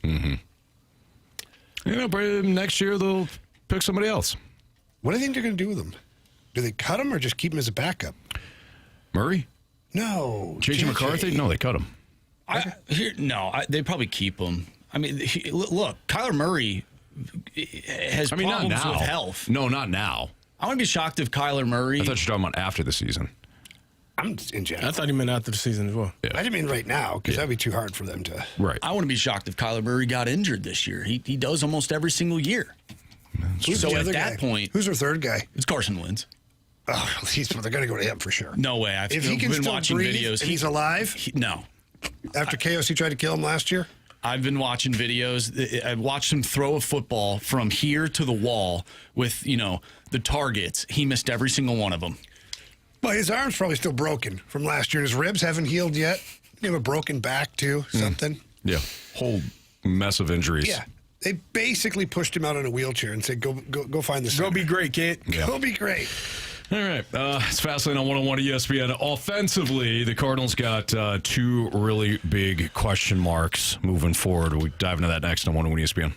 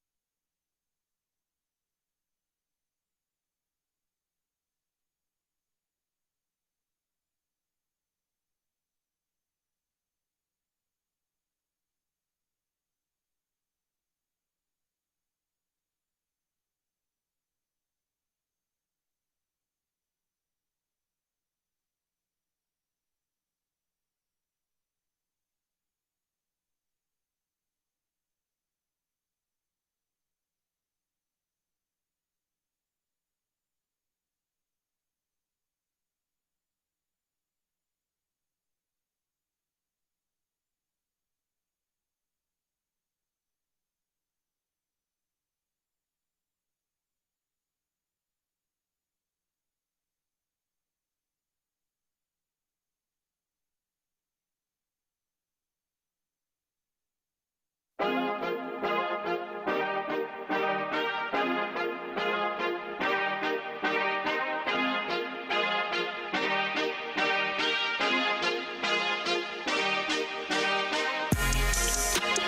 I was on Twitter earlier, and our guy Bernie Michaelis said, offensively, the Cardinals' third base position has been a black hole in 2026, stating the obvious.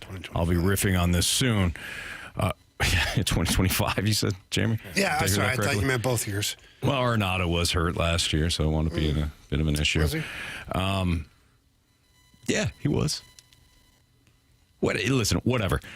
Whatever, dude. Whatever me. They say whatever, He's not dude. here anymore. He's a Diamondback, just like Lars. Wow, okay. Third base. Third base is also not the only black hole. Left field, too. Offensively, if you're going to have Mason Wynn at short, and Mason Wynn, I look, he's an elite defender. I think we got caught up in his rookie season offensively. Said, well, he's got to do more. Not really.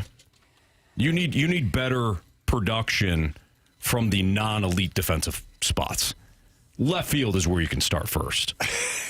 Like left field, you have got to find more production than what you're getting out of that spot. And I know it's a build year, but we're looking beyond this season.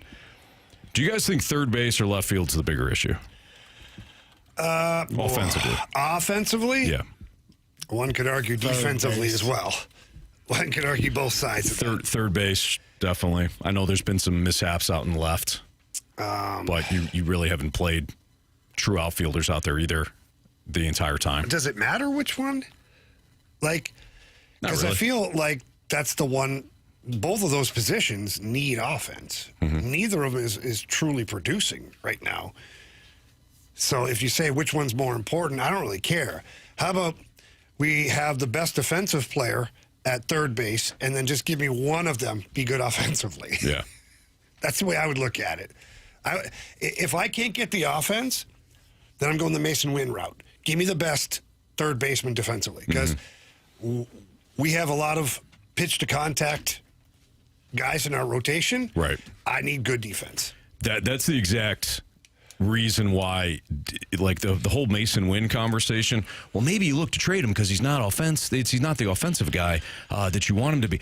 No, if you're going to be pitch to contact, shortstop has got to be an elite defender. You already have one, And he covers a lot of ground for that third baseman. He's an elite shortstop. When he was speaking of, he said offensively, okay, because I just read third base position has been a black hole because he could have said defensively as well.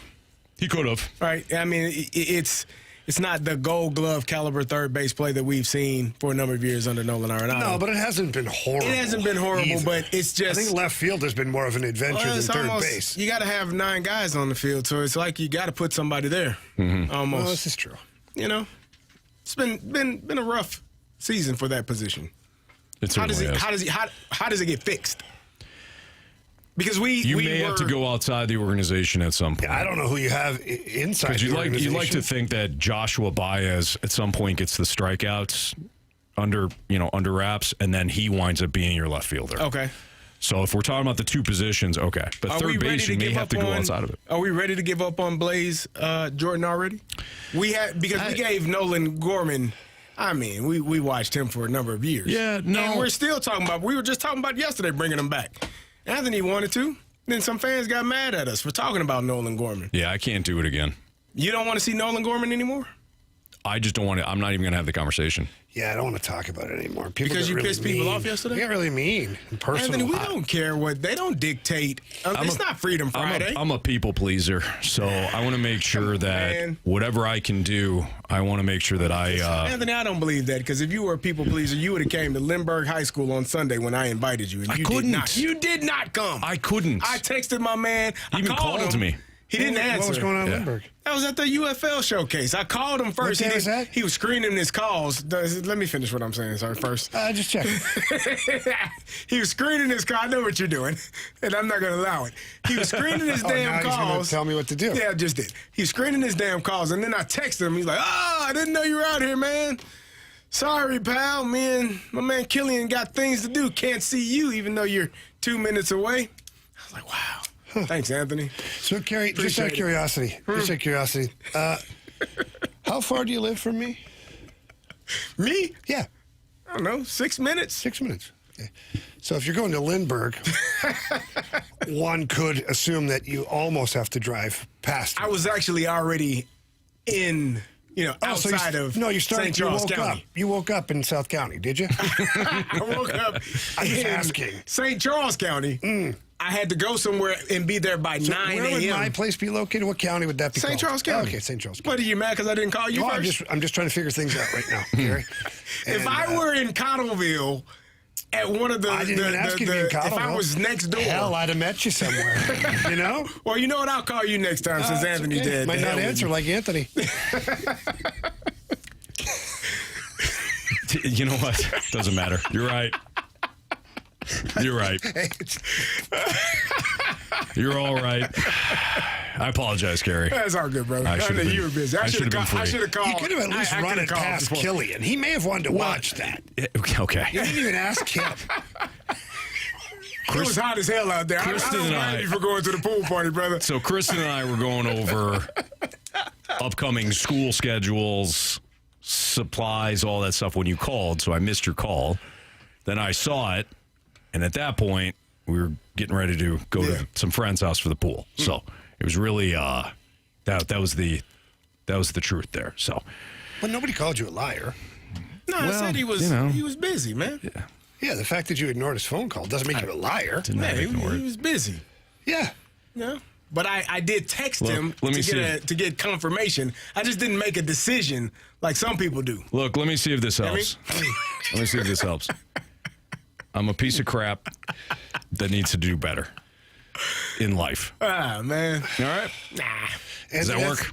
You were with the No, kids. that's you get being, a pass. that's being harsh. Okay?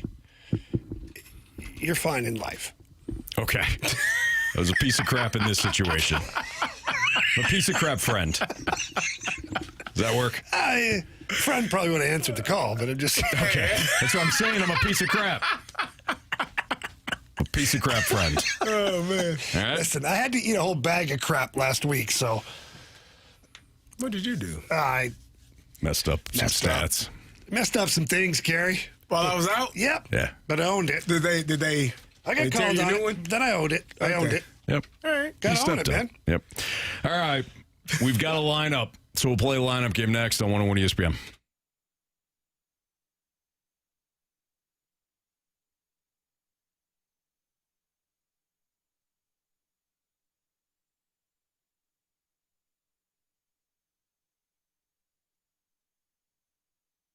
Do you know that you can enjoy social hour specials Wednesday through Saturday with $5 drinks and appetizers at DraftKings at DraftKings at Casino Coin?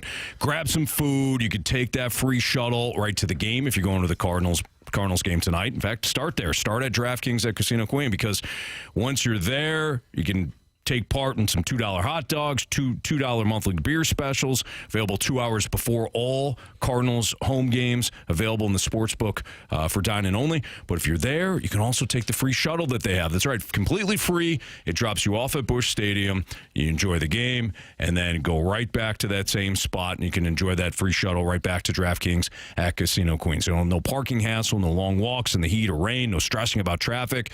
You just enjoy yourself before the game, enjoy yourself during the game, and know that you have a ride back over to DraftKings at Casino Queen. The food is fantastic, whether you're going for something real quick from the East Side Barbecue or game day food from DraftKings or free fine dining from Bridgeway. They've got you covered. So head down there, DraftKings at Casino Queen. Again, make sure you take advantage of the Wednesday through Sunday $5 drinks and appetizers for the social hour starting tomorrow. But if you're going down to the game tonight, start at DraftKings at Casino Queen. Take that free shuttle. If you're going to the game tomorrow, make sure you head down there a little bit earlier. All right, must be 21. Gambling problem? Call 1-800-GAMBLER.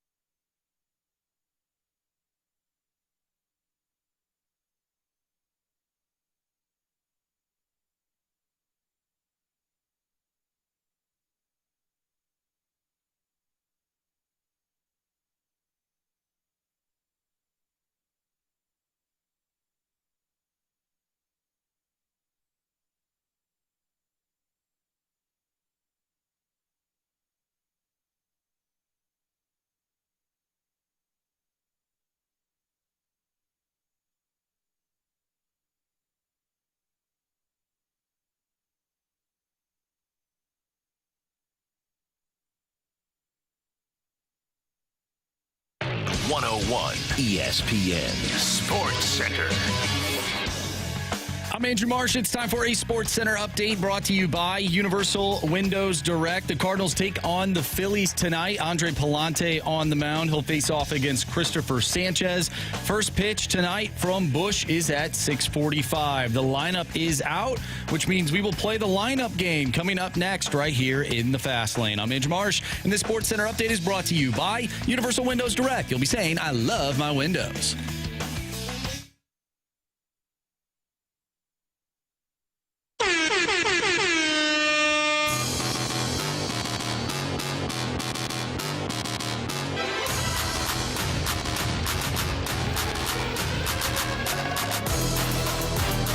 It's Fastlane on 101 ESPN. Time to play the lineup game here on 101 ESPN as the Cardinals get ready to take on the Phillies. Game 2 tonight. It'll be Christopher Sanchez versus Andre Palante. Sanchez, by the way, is a left-hander. He's balling too, isn't he? He's an all-star. Yeah, pretty good. Yes, sir. That's all right. They solved Andrew Painter last night, and they'll solve Christopher Sanchez tonight, guys. Man, let's get it done sooner. Do you mind? I don't. Show us JJ Weatherholt. What's the best kind of firework to buy? Wouldn't you like to know, weather boy? Oh, yeah. Yvonne? Yeah. Show us, Yvonne Herrera. What's your favorite position? Designated hitter. That's cool with me. It's not my favorite, but I'll do it for you. Who's on the bum for the Cardinals? Andre Palante. See how that works? I did it for you. Thank you. I need to write that down. So that would lead me to believe that Herrera might be catching. Yes. Did you see how they were stealing those bases off him the other day? Yeah, but the other guy's no good either. So, Which one? Which one? yes. That's correct. It's harsh, man. Sorry. Okay. My parents told me to be honest. You're not wrong. Show us Alec Burleson. Stupid. It's a lefty. Stupid. Oh, it's a lefty on the bum? Yeah. So it's not Burleson, guys. Me and Anthony looked at each other like, no. Well, I saw his body language. I was like, oh, no. Oh, it's a lefty. It's okay. Go ahead. It happens. Try again. Show us Jordan Walker. There it is. That one touched the ground. That one touched the ground. It's What's your going fault. on You didn't there? tell me. I'm just fixing something that's been bugging me. I did. I know What have we here? I was focused on, I don't know, something else. Yeah, it's Is fine. this Burley? Yeah. All right, show us Alec Burleson. He's not some magic star. What? You're insane. He's a huge star at this specific sliver of time. What an at-bat and hit, by the way, last night by him. Oh, he's a ball player, man. He is a ball player. He is a ball player. All right. Who's fifth? This tends to be a little tricky here, this guys. would have been Nelson. Church against a righty, but I don't know if it's. It would have been. Yeah, It would have been Nelson. He's But an he Astro. gone. He ain't here anymore. Yeah, he's an Astro. Yep. Gotta be Fermin. I like it. The Furminator. Ferminator came up big Show last us night too. the Furminator. Hello, local utility. Yeah. What is he playing? Left field? Who cares? Doesn't matter, guys. anywhere. In the lineup. That guy's a player. Mason Wynn. Yes. Show us Mason Wynn. Shortstop. That's right. Now and forever. Forever and ever, shortstop. We aren't in the top 10. Wait. This is bullshit. He's the best in the business. Best arm in baseball. They got a lot of lefties on. They ain't got many righties left, do they? No. Because Torres. Pajes. Pajes are. You want a righty? Pajes. No. Oh, okay. This Nathan Church here? How do you feel about that? I feel good about it. Show us Nathan Church. No. Is it Blaze Jordan? Try it, Jamie. Show us Blaze Jordan. It was Johnny Hopkins and Sloan Kettering, and they were blazing that up every day. Okay, so Blaze probably playing Third. The Furminator probably left field. Mm-hmm. So we need a center fielder. I say this is Church. Go ahead. Show us Nathan Church. What a shame. Oh boy. So Fermin playing center field. Okay. Walker right. We need a left fielder, guys. Is it Torres? What's the new guy's name? Oh, Pereira. Everson I can't Pereira. remember his name. Mike Pereira. But Everson. Okay. Alex Pereira. Okay. Alex Ferrario. Got it. Are you going with it? I don't know. I don't think it's Pereira. Well, then it's got to be Torres, Yeah. right? I'd go Torres. Go ahead. Show us Brian Torres. You're wrong. Okay. I think it's Pereira. Go for it. Show us Pereira. He has something to prove. Sounds familiar. All right. Okay. What did they say about the White Sox? I don't know. Bad news for the White Sox. Hang on. DH. Right fielder. So this is. Oh, hold on. Nope. I don't have enough. What is he? Left field? For me in center Pereira, field? I'd say left field. You need a DH. Or this is Johnny. Or a catcher. Or a catcher. This is Jimmy. The guy. Not left on left. That ain't Pieheads. When was the last time Pieheads played? It's been a while. It's probably Pies then. Go for it, Gary. It's your boy. Whoever you want. Whoever you want. Show us Jimmy Crooks. We support you. What? That's ridiculous. I did what I wanted to do. He can't even hit righties. You're going to put him against a lefty? Hey. Who do you...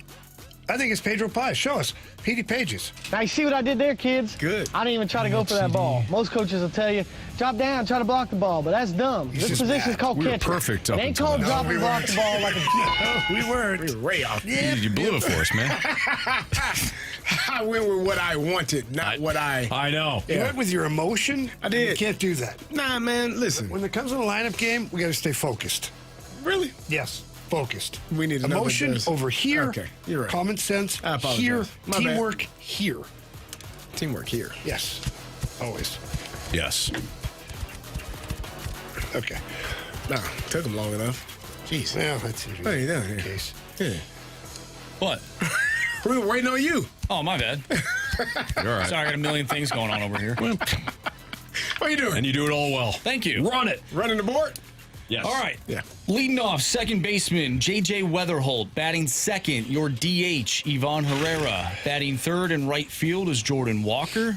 Your cleanup hitter, first baseman Alec Burleson. Batting fifth in left field, Ooh. the slugger, Jose Fermin. Batting sixth, the shortstop, Mason Wynn. Batting seventh, playing third base is Blaze Jordan. Batting eighth and patrolling center field boy. is Everson Pereira. And batting ninth in, or behind the dish, is Pedro Paz. See how you sounded?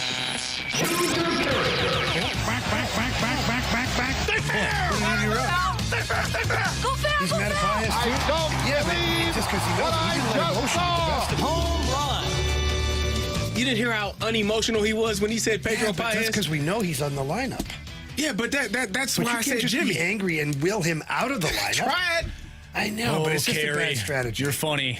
I would have said the exact same thing had Jimmy Crooks been in that spot. Okay. I was just checking. I believe that. Marsh, what's the latest standings? Oh, Anthony. Oh, here we go.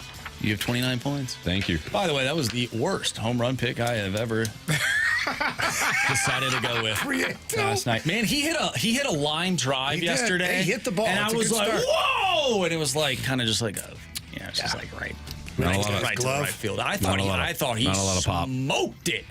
Why And it is was he about here? halfway into the outfield. Oh, because he believes in himself. I'm going to go with Alec Burleson. Even against the lefty, Alec Burleson. Good for you. Thank you. Go. I am going to. I mean, this guy has been on fire. Oh, yeah, I know where you're going. On fire lately. Give me Ivan Herrera. Oh, I thought you were going for Terminator. Give me that Jordan Walker. Give me Kyle Schwarber. No, can't do that. Can't do that. Yeah, no, it's Cardinals only. Who made this damn rule? And we've been playing it the same way for Quite a a few couple of years now. 5, 6. Who'd you take? Walker. Give me Pedro Paez. Oh, God. Stop. Good for you. Good for you, man. Let's go, Petey. Why not? Give me 3 of them. How about that? 3. Yeah. Yeah, no. I think I think the odds are in your favor. the odds are in your favor. 3 what? Home runs. Home runs. 3 pass balls. All right, so that's probably more likely. What's the over-under On pass balls? Oh, come I on, said man. it at 1.5. tonight? 1.5 pass ball. Even if it gets crazy as a wild pitch, but we know he should have had it. And that happens often. That does. It's I'll our take the discretion. under. I'll take the under. He's definitely going to have one. I don't know if he has two. I won't even call Palante puts that one right in the dirt every time. Okay. I won't even say pass ball or wild pitch, just moment. Like, you can't quantify, you just know. You're like, So you're just saying overall you're going to Just be ticked off at the guy tonight at some point? yeah. How many times will Like you he be might ticked just off? close his glove too soon, and the ball hits his glove. It could be a pitch sequence. Well, Like, why would you throw that here? But then the pitcher can shake him. Yeah, he doesn't have to throw it. Doesn't have to. I'm going to go under as well. 1, 2 is 1.5 is. We go 1. I'm going over. I'm going under. I'm going over. There'd be 2 moments where we could look at those moments on video and go, yeah, that's a problem. I'm going to go under. Cardinals are going to win tonight. Oh, What about nice. like Good. a bad throw to second base, too? Not going to happen. They're clean. They're going to clean their game up tonight. I have faith. You don't mean that. The way you said that, He Marshy. believes it. What do we have next? Yeah, exactly. So last year, I was laughed at when I said this guy still has something to prove. Boy. Does he still have anything to prove? That's next on 101 ESPN.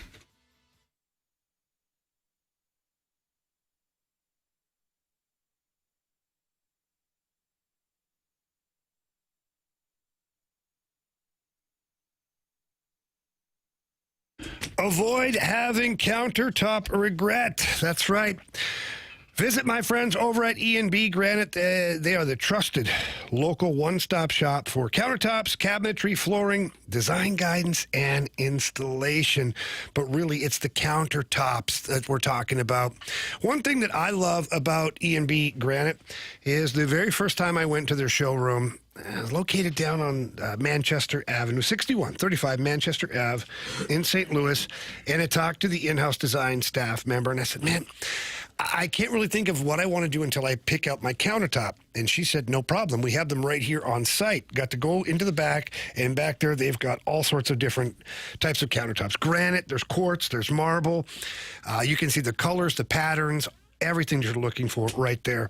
It really is awesome. And then when it comes to cabinets and flooring, they've got you covered there as well. The technicians do an incredible job of taking out anything that's leaving the house, and the installation is impeccable. Nobody else in the business that I recommend more than E&B Granite for your kitchen, your bathroom, or even that outdoor living space. So again, stop by the showroom, 6135 Manchester Avenue, or give them a call. Book an appointment. Tell them Jamie Rivers sent you in.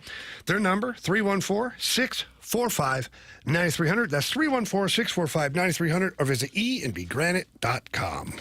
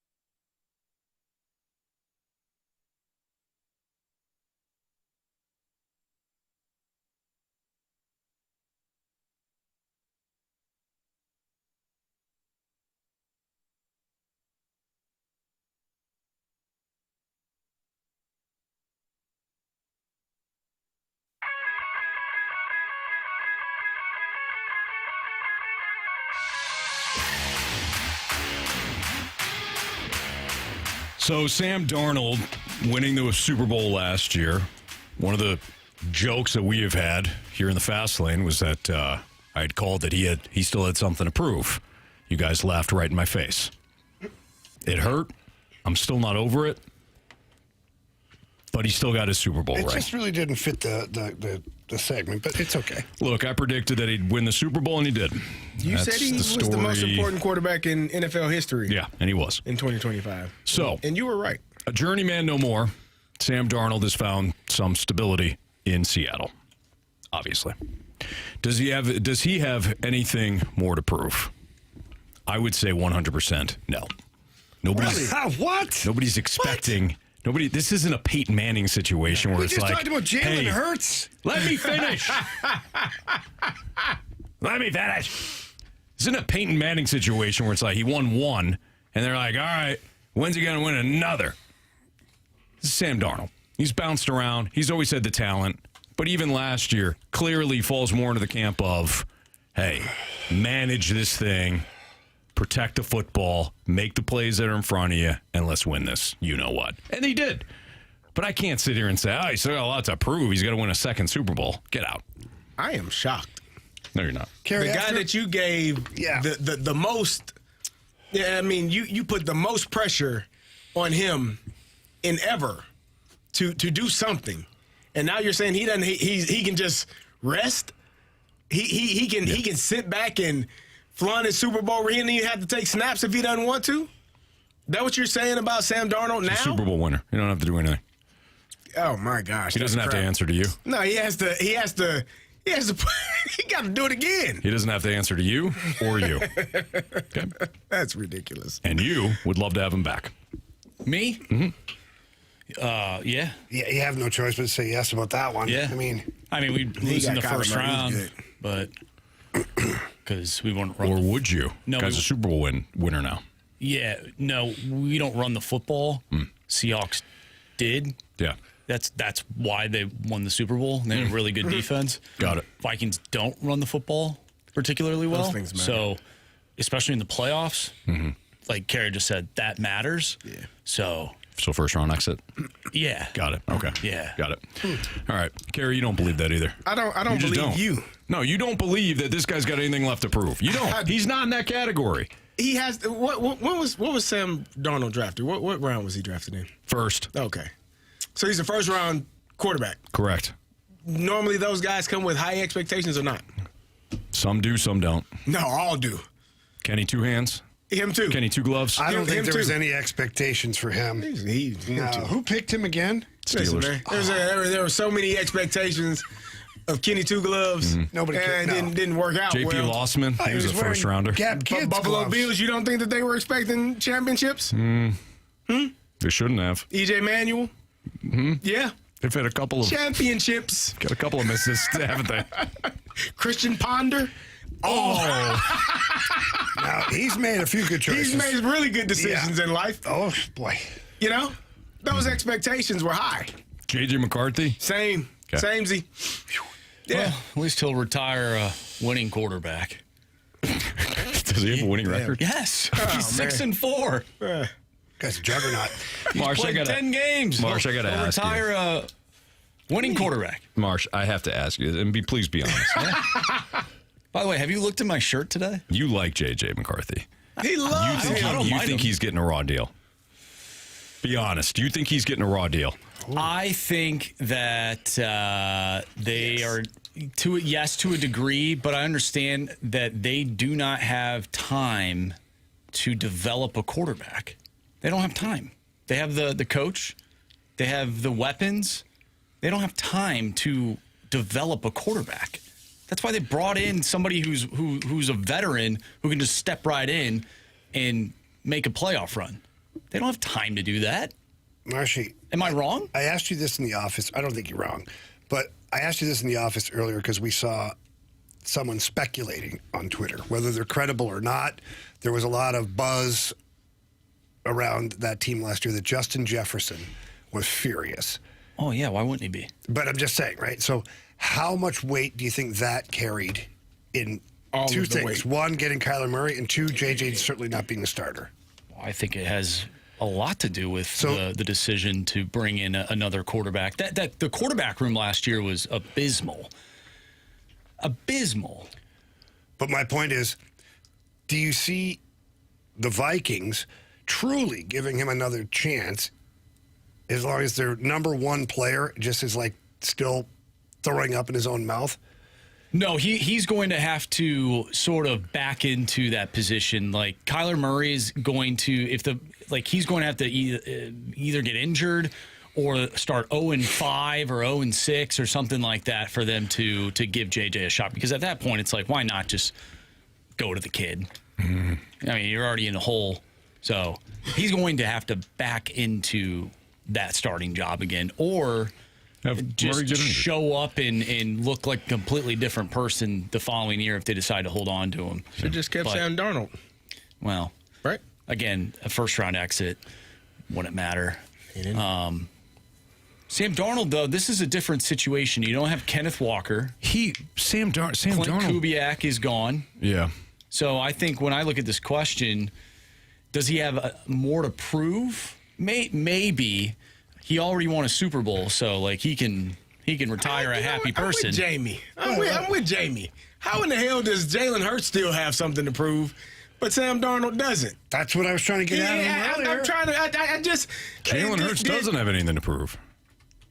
You don't think so? No. Didn't you just say he had? Wasn't that the topic we had? Kevin Clark said that there's so many questions about Jalen Hurts from everyone in all of football, especially Anthony Stalter from 101 ESPN. Not true, man. That ain't what he said? I heard that. No, Jalen Hurts doesn't have anything to prove. If you're talking about the quarterbacks that have everything to prove, it starts with Josh Allen and Lamar Jackson. If you win a Super Bowl, you have nothing left to ever prove. No, it depends on who you are. If you're Peyton Manning and you're considered one of the best ever, you better win more than one.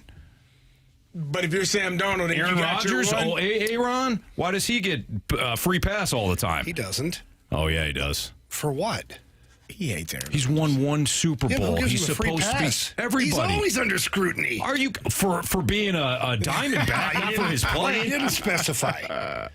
I'm talking about football. I'm not talking about him being a you know what. Wasn't a very good quarterback for the Pittsburgh Steelers is what he is. I think that's what you were looking for. God, Carey. We're done here. Can't wait for the week. Here we go. Where he turns on Aaron Rodgers. Never. I don't think he will. He's blinded by black and gold, They're man. 0-5 to start the season. Now, why the hell would they be that? I'll tell you who he'll blame. I'll tell you right now who he'll blame. Artie the party. Mike McCarthy. You're going to blame McCarthy. Coaches are irrelevant. I don't blame Mike McCarthy. I won't blame him. I believe in the offense that they have now. I ain't seen offense from Pittsburgh in like 4 years, man. 4? It's been probably longer than that. I mean, what we get, 2 years of Artie the Party? Mm-hmm. The last 2 years of Matt Canada? It was good for a minute. Like, they were running the hell out of those crossing routes with Deontay Johnson. He was having a hell of a season.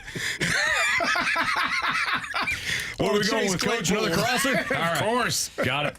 They'll never pick up on this. No. I think they got it figured out. Go ahead. Gauntlet next on 101 ESPN.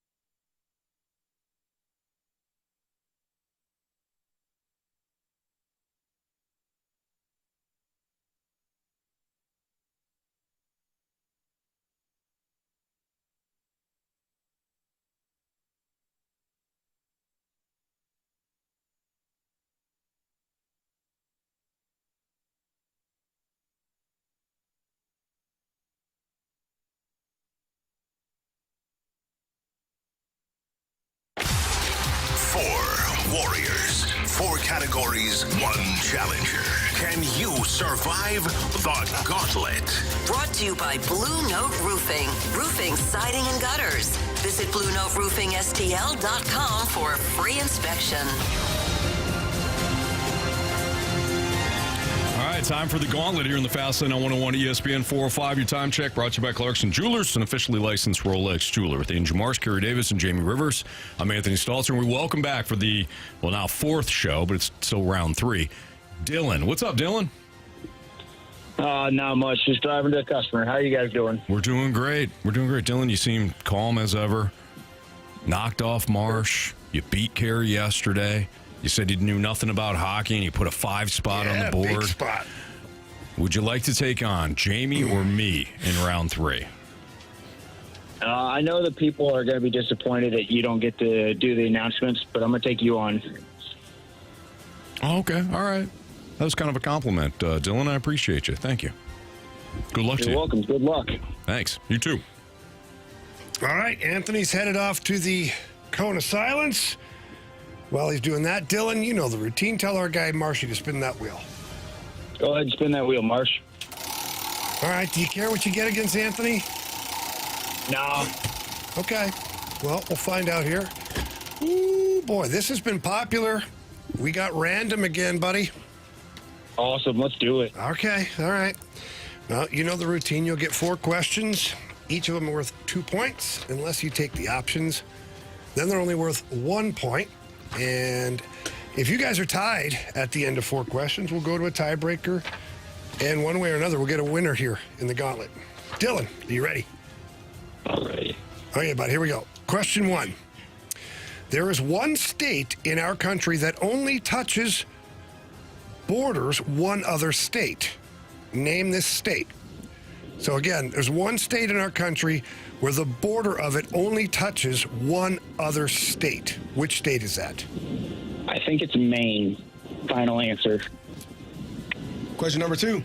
In 1886, what famous soda was invented by pharmacist, chemist, and Confederate States Army officer John Pemberton? Hint: this beverage originally contained cocaine, which the company removed fully in 1929. Bummer they removed it, but it's Coca-Cola. Final answer. Can't imagine why they removed it. Question number 3. On a standard dartboard, how many points is a bullseye worth? The double or the green circle? I would say the green. Then a 25. Final answer. Wait, no, the actual bullseye, whatever, because it goes green and then red, right? Yes. Okay. I think they mean the red. The 50. Okay. Final answer. Want to make sure we get that correct. Last question. When a word can be spelled the same backwards as it does forwards, it is called a what? Palindrome. Final answer. All right. We're going to get Anthony in here. How you feeling, buddy? This is going to be bad, but I think I feel confident. Okay. Well, here comes Anthony strutting in. That was quick, Anthony. Looks Barely like sat down there. Crowded cone of silence? Yeah, it was me, Mike Ryder, Jordan Deacon. That's a lot of people in that little room. A lot of people. A lot of peeps. All right. Your category? Yeah. Random. Okay. Is that seat comfy over there, Carey? It's very comfy. Okay. Yeah, I'll be over there in a second. Yep. Hey, Anthony, pack a lunch. Options. All right. Question 1. No. There is one state in our country. Oh, boy. That the border. We try it again? He starts talking himself out. The moment it's like geography. He's out of there. But now lock in. Let's go, Ant. Okay, I'm going to start over. Can you lock in, please? Carey, get serious. I'm sorry. Jesus, Carey. Lock it in. All right. Lock it in, Anthony. Let's go. Look at him. Okay. Focus. Sorry. You too. There is one state in our country that the border only touches one state. Name this state. That the border only touches one state. Okay. Well, it's not California, not Texas, not Florida. I'm trying to think of the other. Not Georgia. I'm trying to think of like the southern states. If I go up top, does North Dakota touch more than one?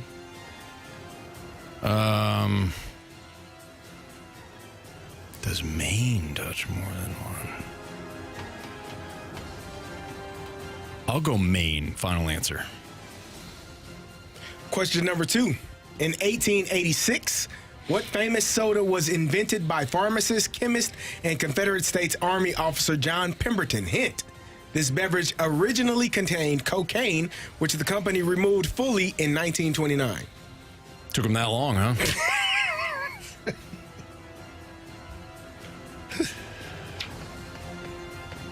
I have an idea on this, but I'll take the options.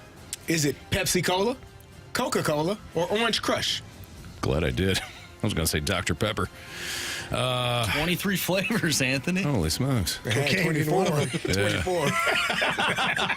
Can you read the question over again? In 1886, what famous soda was invented by pharmacist, chemist, and Confederate States Army officer John Pemberton? Hint: this beverage originally contained cocaine, which the company removed fully in 1929. Is it too obvious to say Coke? You know. Yeah, Coke. Final answer. Question number 3. On a standard dartboard, how many points is a bullseye worth? I believe 50. Final answer. Final question. When a word can be spelled the same backwards as it does forward, it is called a what? Oh, no. Palindrome? Oh, man.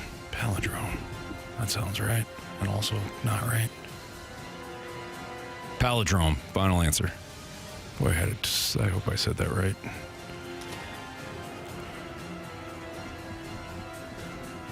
I don't like your faces right now. I just don't. Just grab my stuff. Okay. Let's start at question 3. On a standard dartboard, how many points is a bullseye worth? Without the options, Dylan said 50. And without the options, Anthony said 50. Carey, answer is 50. 50. Good job, Dylan. Neither of you needed the options, so that's great. Okay, let's go to question number 1. There's one state in our country that only touches borders on one other state. Name this state. Dylan said Maine. Oh, wow. Anthony worked his way all around the country, ended up at Maine. Answer is Maine. Maine. Nice Both job. of you without the option. Good job, Dylan. Score check.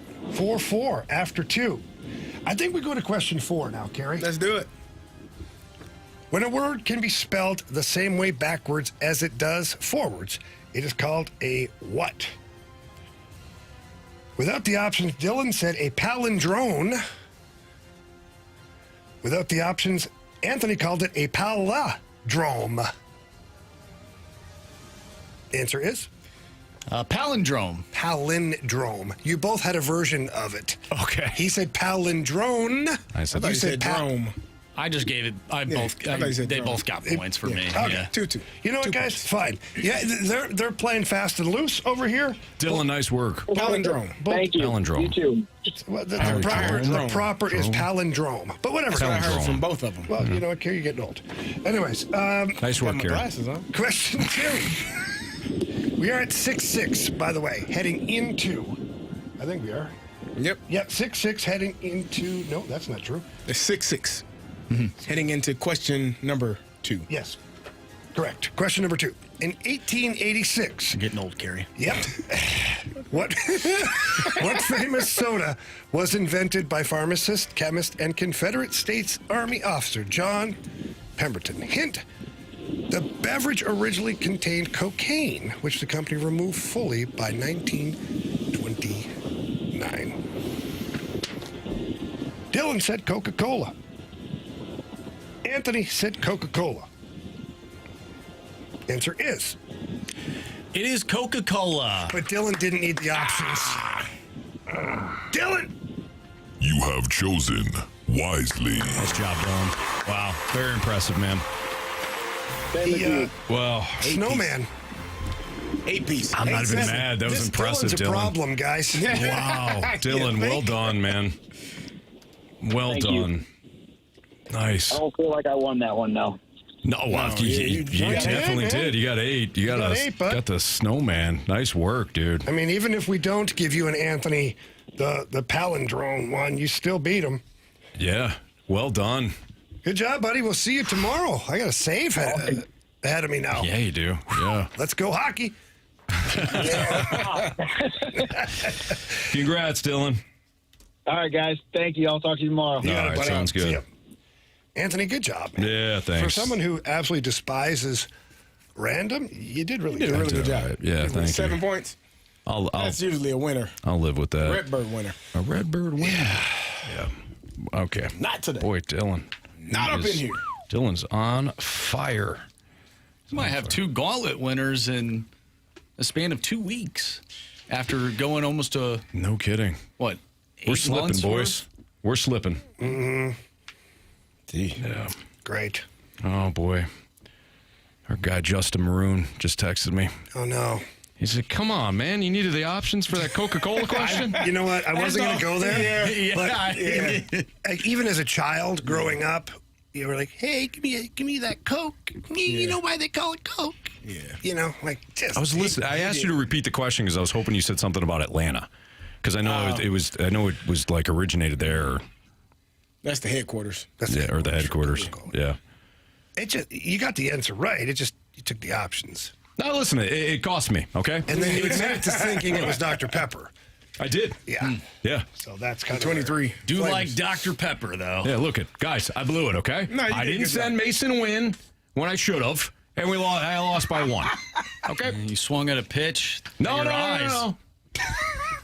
I didn't. Oh, you're the third base coach in That's this correct. instance. Gotcha. Pop Warner. Thought maybe you were the That's hitter. correct. So And I just want to all you need to do apologize. is put it in play. I just want to apologize to everyone that I got that question. Okay, fine. Right. I'll take it. We needed the options. Okay. I apologize. Happens. Proud of you, I'm man. a piece of crap, Gary. No, not I'm now. a piece of crap. I don't know why he's doing it. Let me do this. It's my process. Okay. What are you processing? He likes to hurt himself more than we can hurt him. Correct. Is that what he does? Is that why It's he usually does my it? tactic. It's a defense mechanism. It's usually my tactic. You can't hurt me as much as I can Watch hurt me. You watch me. It's like I visualize like a mob just starting to beat somebody up, and I'm the one in the middle, but I come out of the pile and I start like, what are you doing? Kicking. I'm kicking my own Exactly. ass. Do you mind? Do you mind? All right, it's Fastlane on 101 at ESPN. Bad precedent for baseball or smart business? Ooh. Let's hear some audio and tell you why we phrased it that way next on 101 ESPN.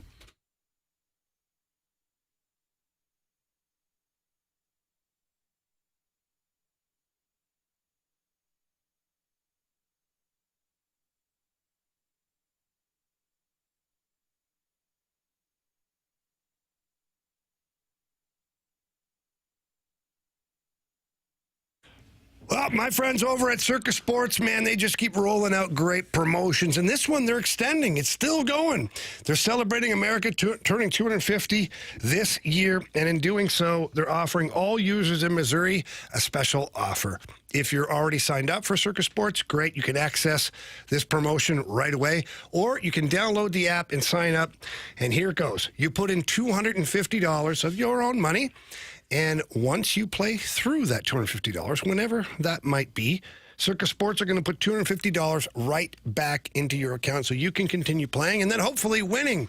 By the way, Circus Sports, they celebrate their winners. They don't cap you, block you, or halt you. No, they celebrate the winners. They want to see you keep going and enjoying your time using that Circus Sports app. They got great lines on futures, bets. Again, the best odds of any app that is on the market currently. That creates bigger payouts for you. They got high betting limits, super user-friendly. And, man, it truly is sports betting the way it should be. So celebrate 250 years and find out more about all of this at circusports.com. Again, that's circusports.com. Must be 21 or older in Missouri. Gambling problem? Call 1-800-GAMBLER.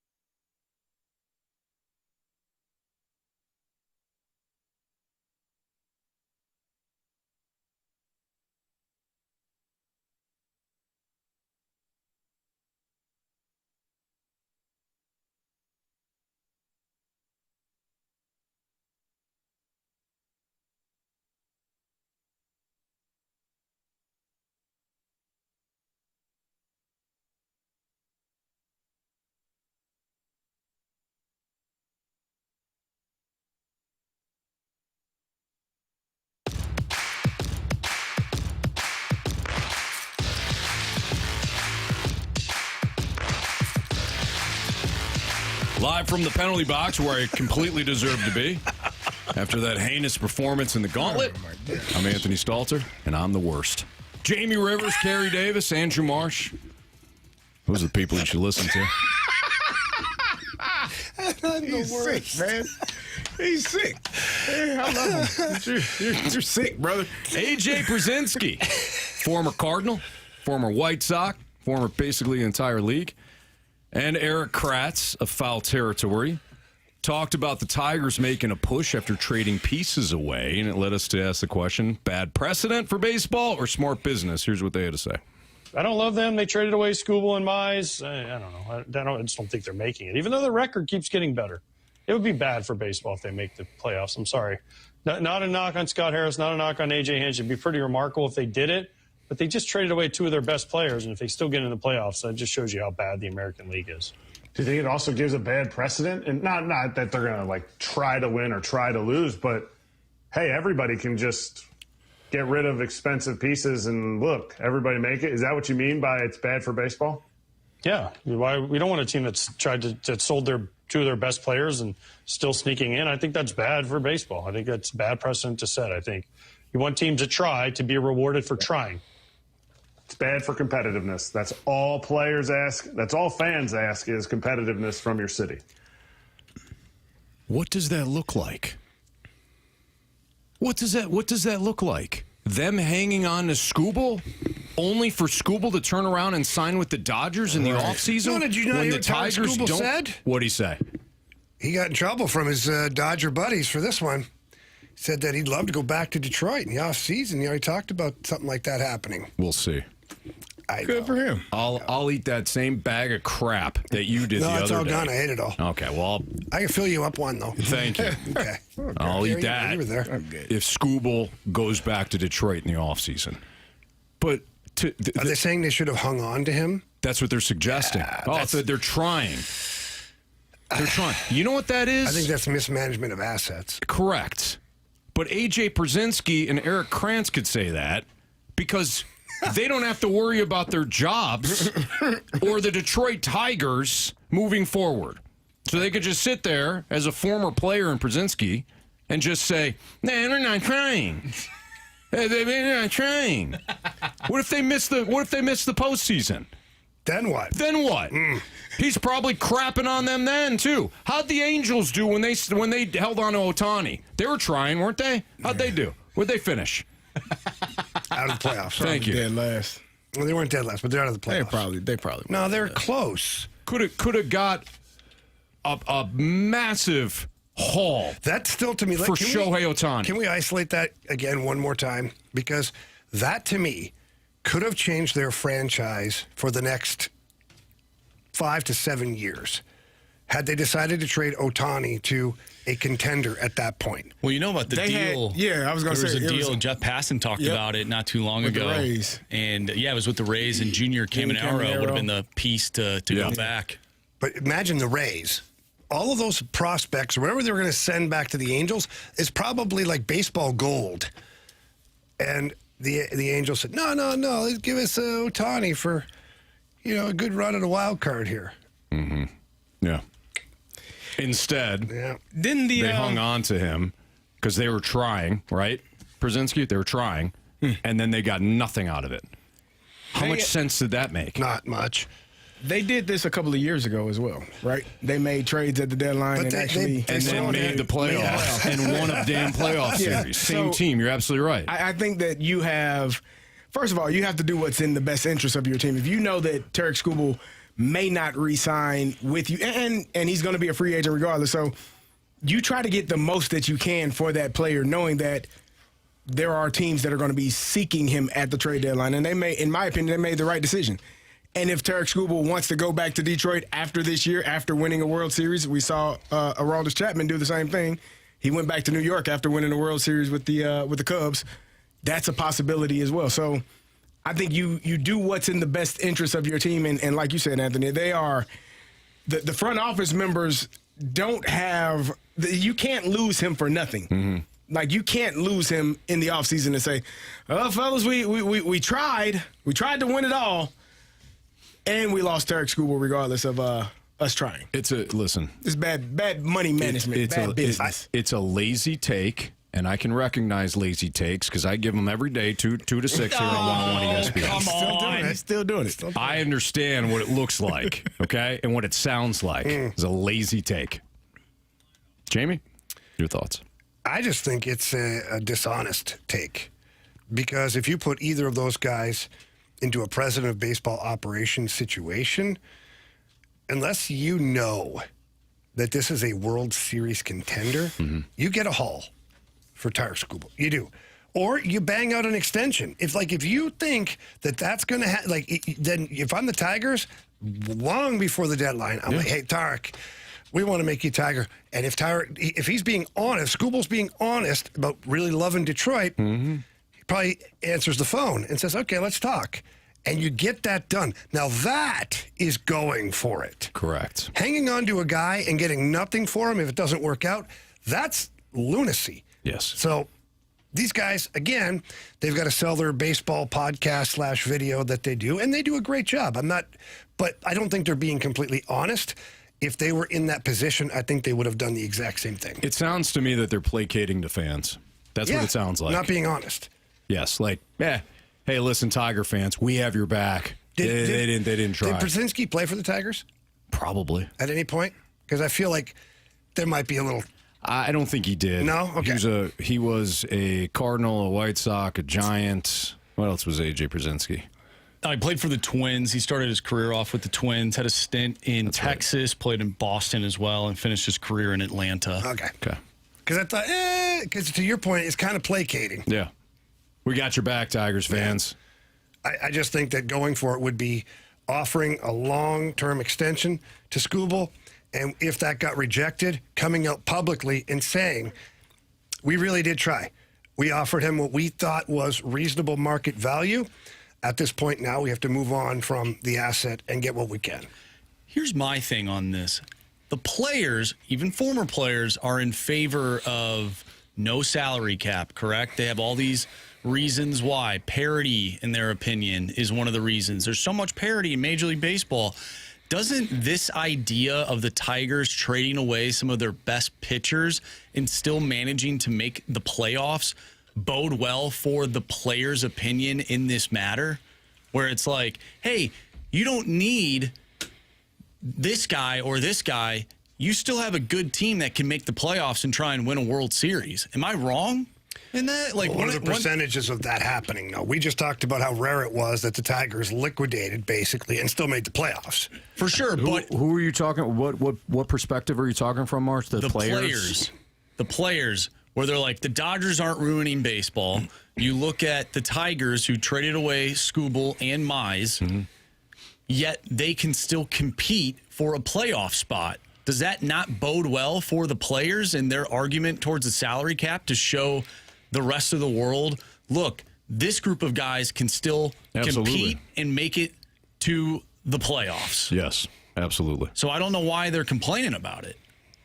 At Major League Baseball? Well, these guys in particular. Oh. No, you're right. I mean, if anything, the MLBPA can say, look, you're greasing the wheels to the Tigers. We didn't do that. Or the Dodgers. We didn't do that. You had a team trade him. Could have traded him anywhere. He had a no-trade clause.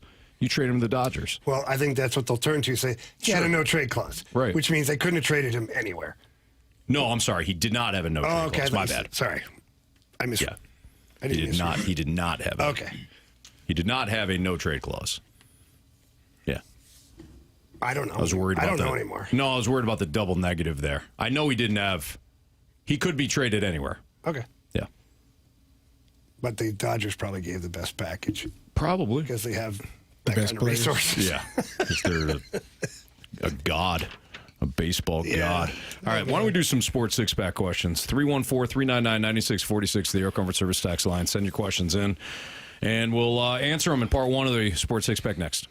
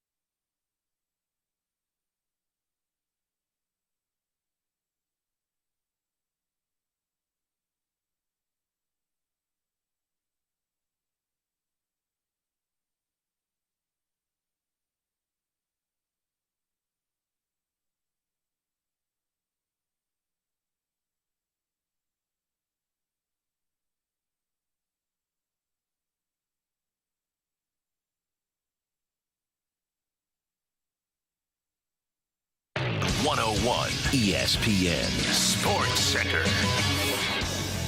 I'm Andrew Marsh. It's time for a Sports Center update brought to you by Saliga Heating and Cooling. Cardinals take on the Phillies once again tonight. Andre Palante on the mound. He'll face off against Christopher Sanchez. First pitch is at 6:45. The Cardinals announced today that starting this weekend, they will be returning to the Navy caps as the primary road cap. I know there's some people out there that have been clamoring for that, so congratulations to you. Coming up next, we have Part 1 of the Sports Six Pack. So get your questions into the Air Comfort Service text line 314-399-9646. We'll answer those questions next. I'm Andrew Marsh, and this Sports Center update is brought to you by Saliga Heating and Cooling, a Daikin heating and air conditioning dealer.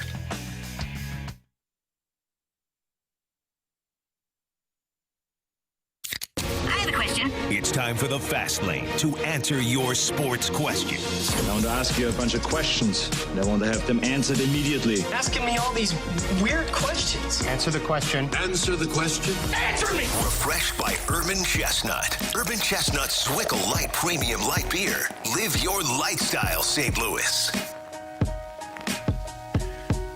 Time for the Sports Six Pack, Part 1.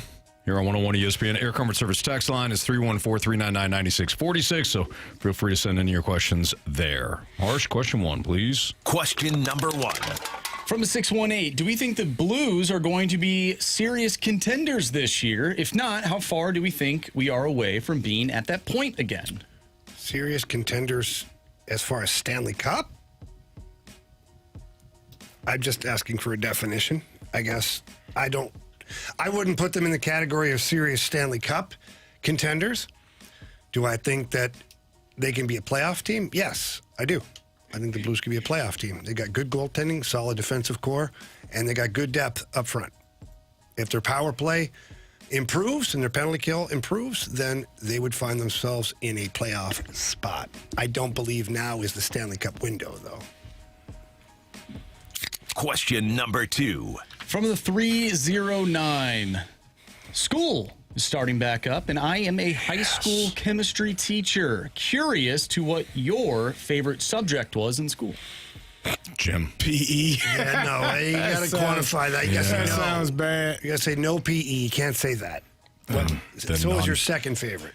Are we getting rid of electives as well? Are we just sticking to the primary subjects? Core classes. I would go. Couldn't read, couldn't spell, couldn't write. None. Look where you are now. Geography, we all know that's not. Social studies. History. I didn't even know that Coke was in Coca-Cola at one point. But you do now. And if it ever comes up again, you'll have the answer. That's how life goes.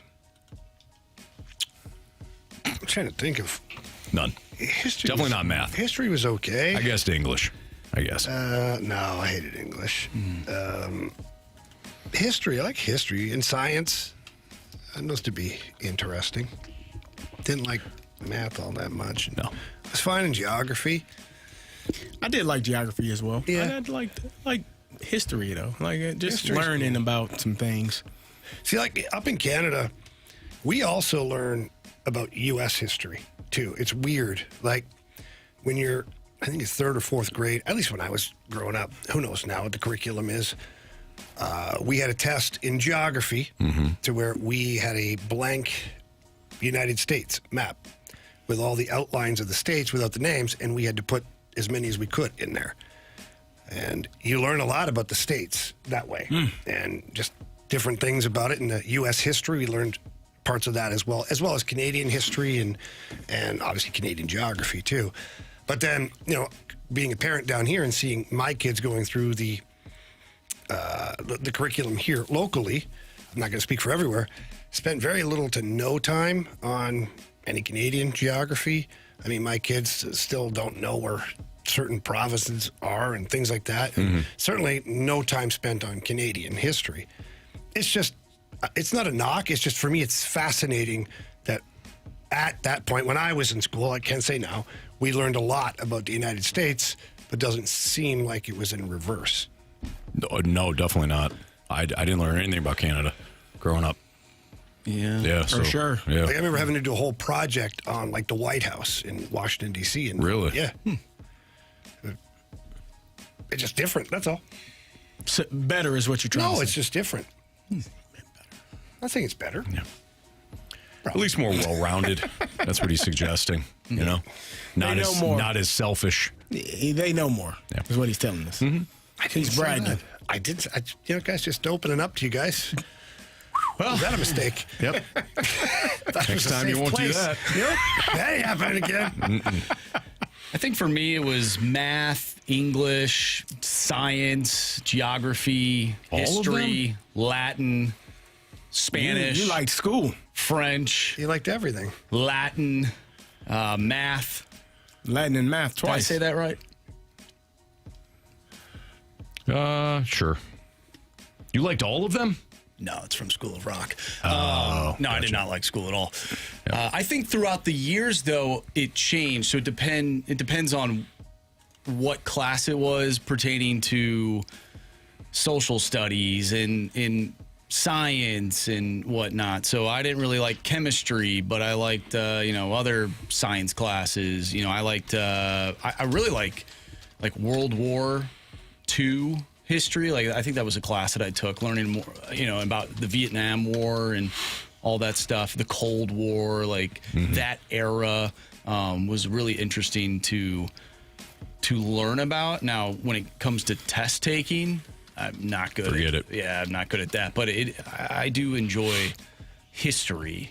Just someone telling me about it. Sure. Yeah, reading. Yeah, who likes to read? I liked English, but I didn't like writing. You know? Mm-hmm. What's funny for me is English was like a second language at school because I went to a French school, completely French. I learned all my subjects in French.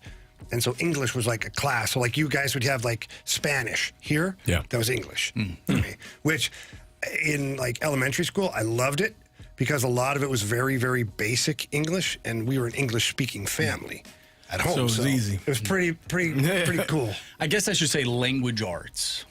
Language arts. Language arts. Okay. Yeah. There you go. Now, what art would be the language of love, Marshy? Well, that's French, right? Yes. French. Oui. You know, Carey. Sure. Whatever he said. Question 3, Marsh. Question number 3. All right, here we go. From the Pickled Pepper. Which sport do you all think is more brutal on your body? Hockey, football, or rugby? Oh, wow. Rugby probably is rough. Rugby probably sucks pretty bad. I think each I'm one of still them going has their football. thing. Yeah, football, all you got to worry about is the other guys, which is fine. Yeah, hockey, you got to worry about a puck hitting you in the ankles, a puck hitting you in the face. Get out the way. Skates cut. Stop standing there. You know what? What the hell are you doing? Let's give all the defensive players box cutters, okay? And they're going to run through where at any point they could slice you open. Yeah, nah. Let's just do that. It's not the sounds game. awful. Yeah, I think... Stay on your feet. I got a cut here one time. My lip got split wide open. Oh, I hit man. Pavel Bure with a hip check in Florida, and he went ass over tea kettle, and the heel of his skate hit me Cut you right in the face. And my face blew up. I remember going to get stitched up, and I came back out of the locker room about 10 minutes later, by the way, and my coach was like, okay, go, Riv. I'm like, yeah, you ready? I'm like, go. I get out on the ice, and the referee looks over, he goes, Jesus, hey, can somebody wipe off his face? The doctor hadn't, because you're laying down, so he hadn't wiped off all the blood. So the side of my face looked like a murder scene. The trainer's wetting a towel trying to... So you want to play professional hockey, do you? But again, I think all three of those sports, you ask anybody who played them, you're going to find a multitude of ways to get hurt. Yes. Yeah. You know, I think they're all, I don't know if there's one more physical or one more dangerous. I think they all carry a high danger level. A significant level of danger associated with. Like those rugby guys, some of the concussions they must get. Oh, man. Like, I started watching them line up. Have you seen those videos where they're just mano-y-mano? Yep. And they're running. I'm like, oh. And the sick part of me, like right now, I'm like, that's dumb as hell. But 20 years ago, I would have signed up. Yeah. I would have, enjoyed it. Let me see if I can knock one of these fools out. I know a bunch of guys that played rugby, good friends of mine here in St. Louis that were high-end rugby guys, and, man, they got some injuries to talk about. Sure. It's no joke. Yeah. So it's a tough sport. Mm-hmm. Never played rugby, never will play rugby, but back in the day, EA Sports had Rugby 08, and I played that all the time on the PlayStation 2, and I will say to this day, it has been one of my favorite games to play. Rugby 08. Wow. Okay. There you go. All right, we're going to continue with our Sports Six-Pack Part 2, 314-399-9646 to the Air Comfort Service tax line. Keep those questions rolling in. We'll do Part 2 next.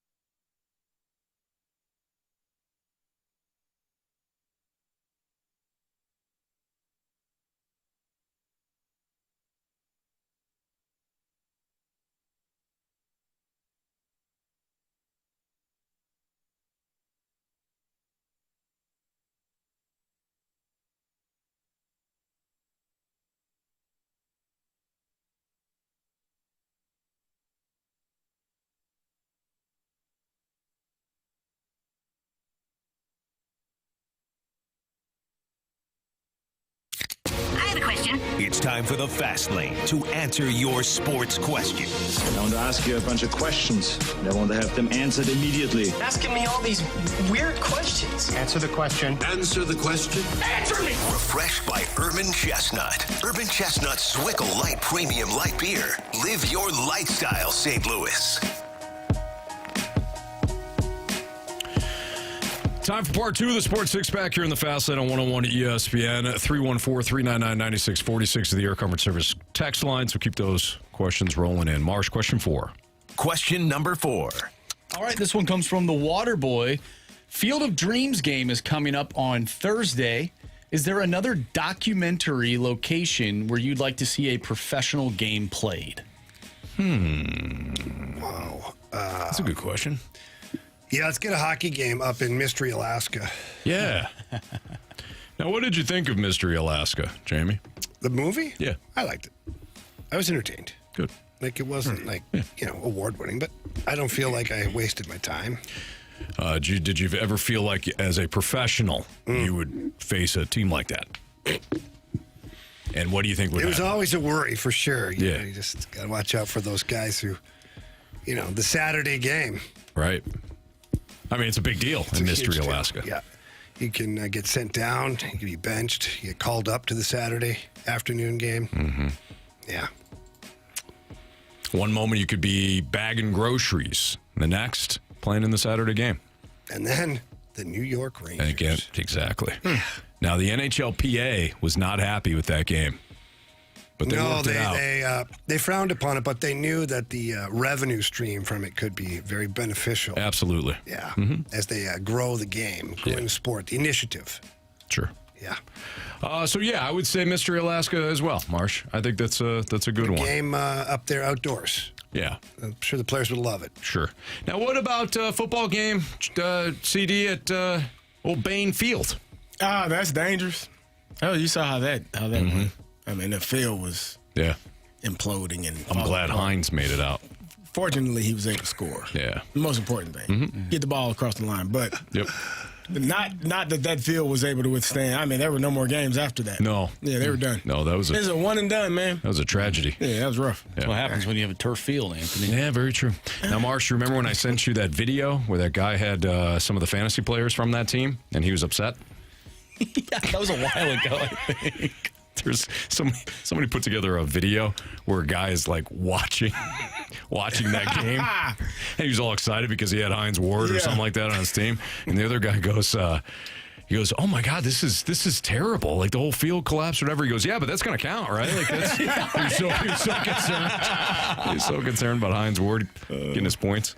Anyways, go ahead, Marsh. Well, I'm thinking of some other spots, and we have a couple of people mentioning the Sandlot, the atmosphere. I guess you could recreate what that field looked like. Yeah, obviously change the dimensions a little bit, but right. And I don't know if you can go. Do you have a rabid dog on the other side of the fence? Well, he was a lot nicer than what they thought. He was, but I think they didn't know. They didn't know though. They should have a tiger or something, and then the outfielder has to go get it. I'm with Jamie on that. I think that would be interesting. It's a home run if you don't go get it, but if you decide to go get the ball, you can still throw the runner out. That's not an automatic. But there's a tiger out there. Yeah, that's correct. It's not worth it. Tigers sleep a lot. They do. Well, the lions sleep a lot. I don't know about tigers. No, lions tigers have short bursts of energy, which is why when they hunt, if one of their prey is able to run for a little bit, they get tuckered out and they'll lay down and live to fight another day. Tigers, same way. Really? Yeah. Really? Yep. So you're saying they start the season off 6-0, and then they play real teams, and then all of a sudden they get tuckered out. Yeah. The old Bengal Tigers. Wow. Oh, the Bengal Tigers. Yeah. Cincinnati Bengals. Those things are massive. I wasn't talking about those Cincinnati Tigers. Oh, you're talking about the Detroit Tigers? The what? Detroit. Detroit Tigers? No. No, they start the season off really well, and then they start to play better teams. Oh, those other Tigers. That flew right over my head. Oh, that flew right over was Andrew Marsh. I usually have a monumental game halfway through the season. More like early in the season. Week 2. Hey, man. Hey, that. I didn't do it this time. Keep your negativity Marsh. away from me. Well, What did we figure out? What did they give to the winner of that game? It's a drum, right? It is. Yeah, big drum. Weird. So they can drum on it. They sure can. I feel like an NHL game at the Roman Coliseum would be pretty cool. Oh, They used to yeah. have that, I believe, in Or even NHL hits. Even a The video football game. game there would be sick, too. Yes, it would. That'd be cool. Either or. I think the football game would be easier to replicate in that area, although they did put ice down in Florida for an outdoor game. So Nothing's impossible, Nope. Jamie. You'd have tigers in that. Including your Tigers in the outfield. you'd have tigers around the outside of the ice. Oh, yeah, you're going to have Just to. like the whole time moving around. But that's safer because you got the boards there, you got the glass there, and you don't expect the Tigers to be on the actual ice. But you never know. I don't think Tigers have that ability. What if the to, penalty box had one area open? Well, So the Tiger- tiger doesn't necessarily know he can get to you. Oh man! But if he figures it out, you gotta play you're a in clean trouble. game then. Yeah, don't go to the penalty box. Not a bad idea. That's rough. Yeah. It's called good teaching. Is it? I don't know. Sounds like a life or death situation. Marshy? Question number 5. Speaking of animals, we know that animals are typically mascots for teams. We got a question from 636. You're allowed to design a mascot for the team you hate the most, and they have to wear it for one game. What are you dressing them up as? Cleveland Browns. Oh, dang. That's really good. I'll go Jets. The New York Jets. They did it to themselves. Yeah. You guys, you gotta pick something. You can't say you dress No, them I up as a don't. New York Jets. That's.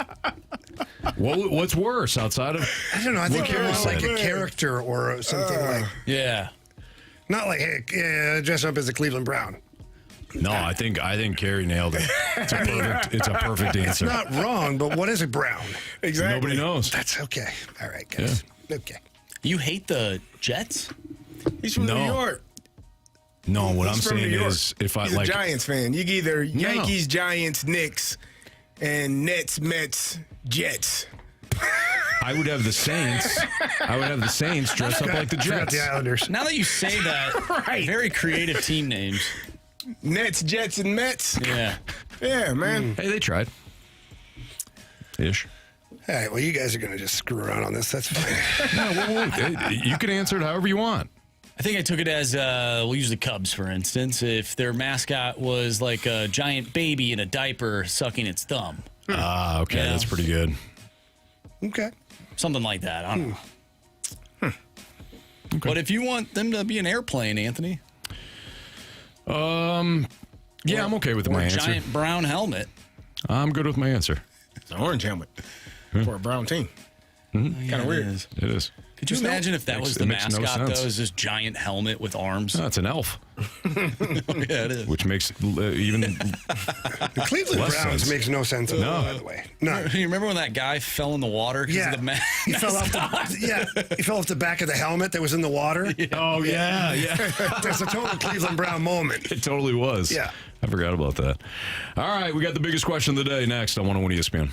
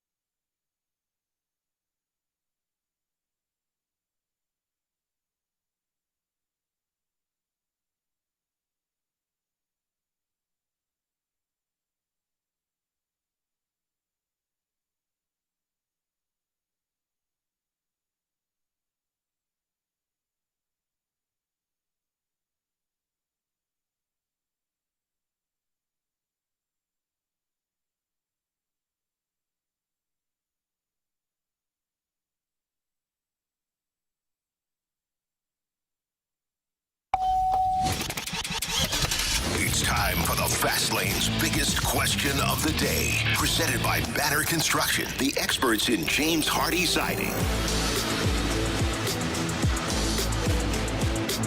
All right, time for the biggest question of the day. Carey Davis, Jamie Rivers, Anthony Stalter, Andrew Marsh. 5:04, your time check brought to you by Clarkson Jewelers, an officially licensed Rolex jeweler. Marsh, I believe you have the biggest question of the day for us. Yeah, Jamie and I actually came across the same post on X earlier today from Sam Block of ESPN. He just runs through some of the quarterbacks that have not turned out to be good quarterbacks in the NFL.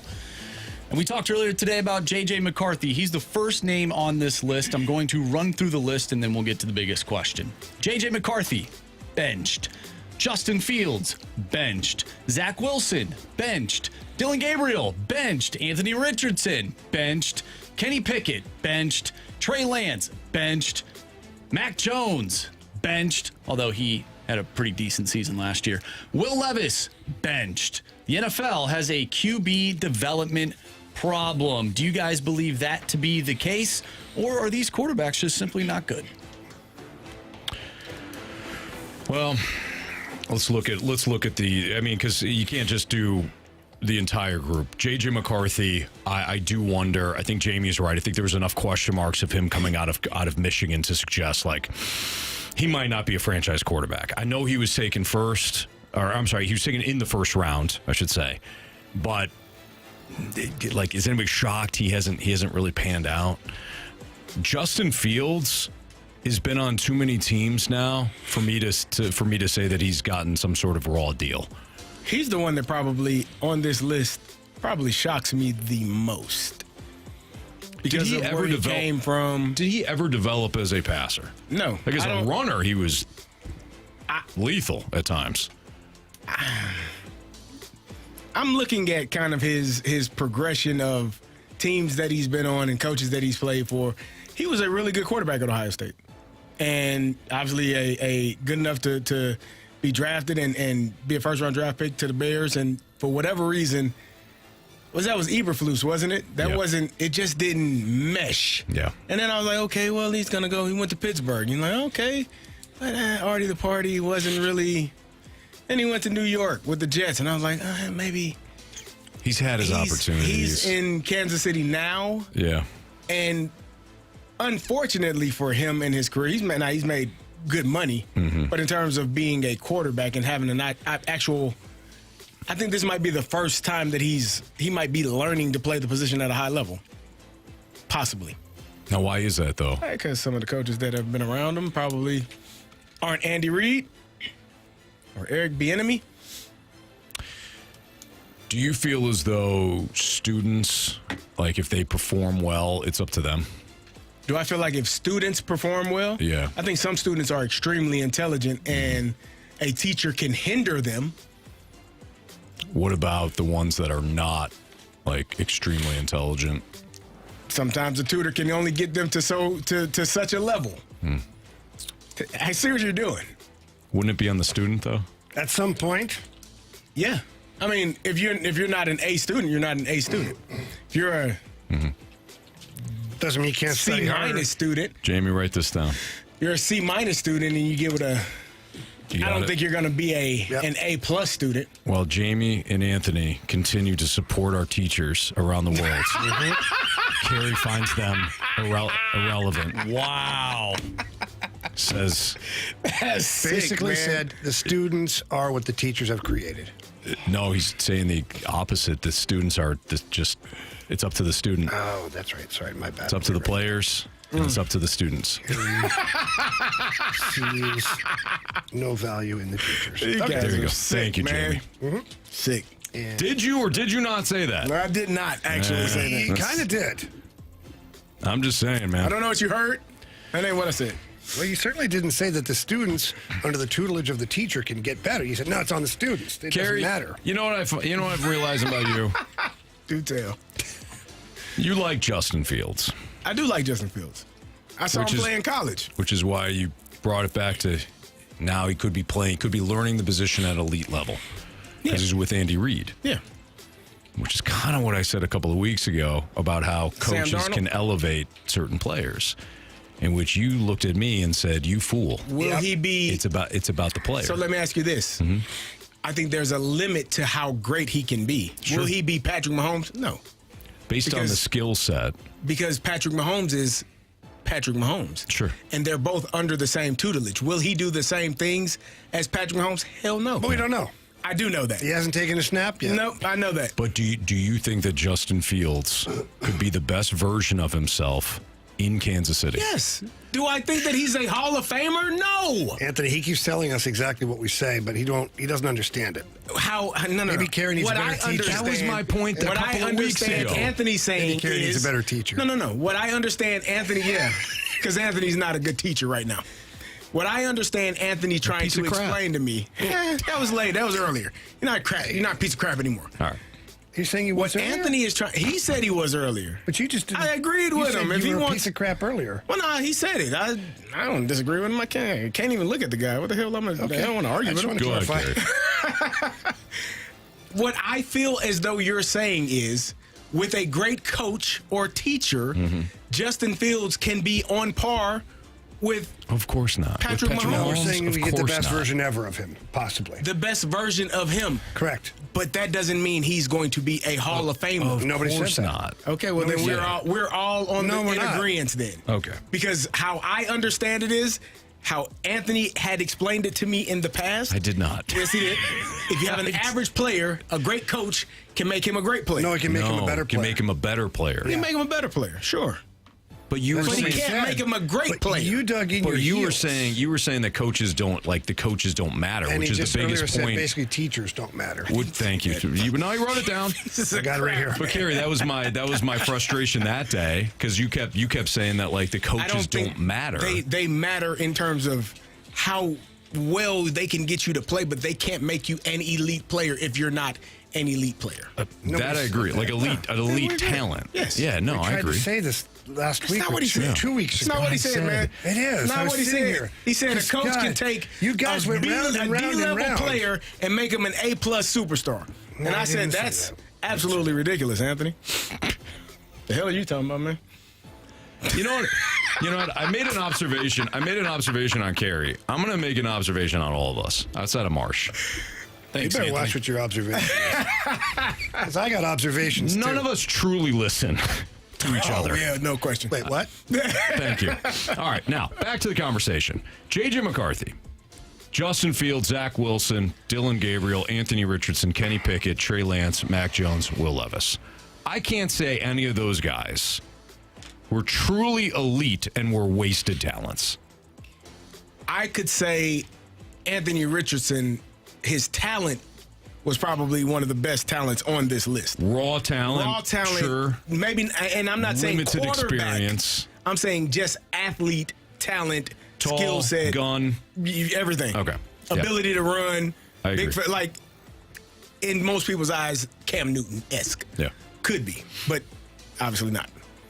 But I don't think any of these other guys, in terms of talent or athleticism, God bless you.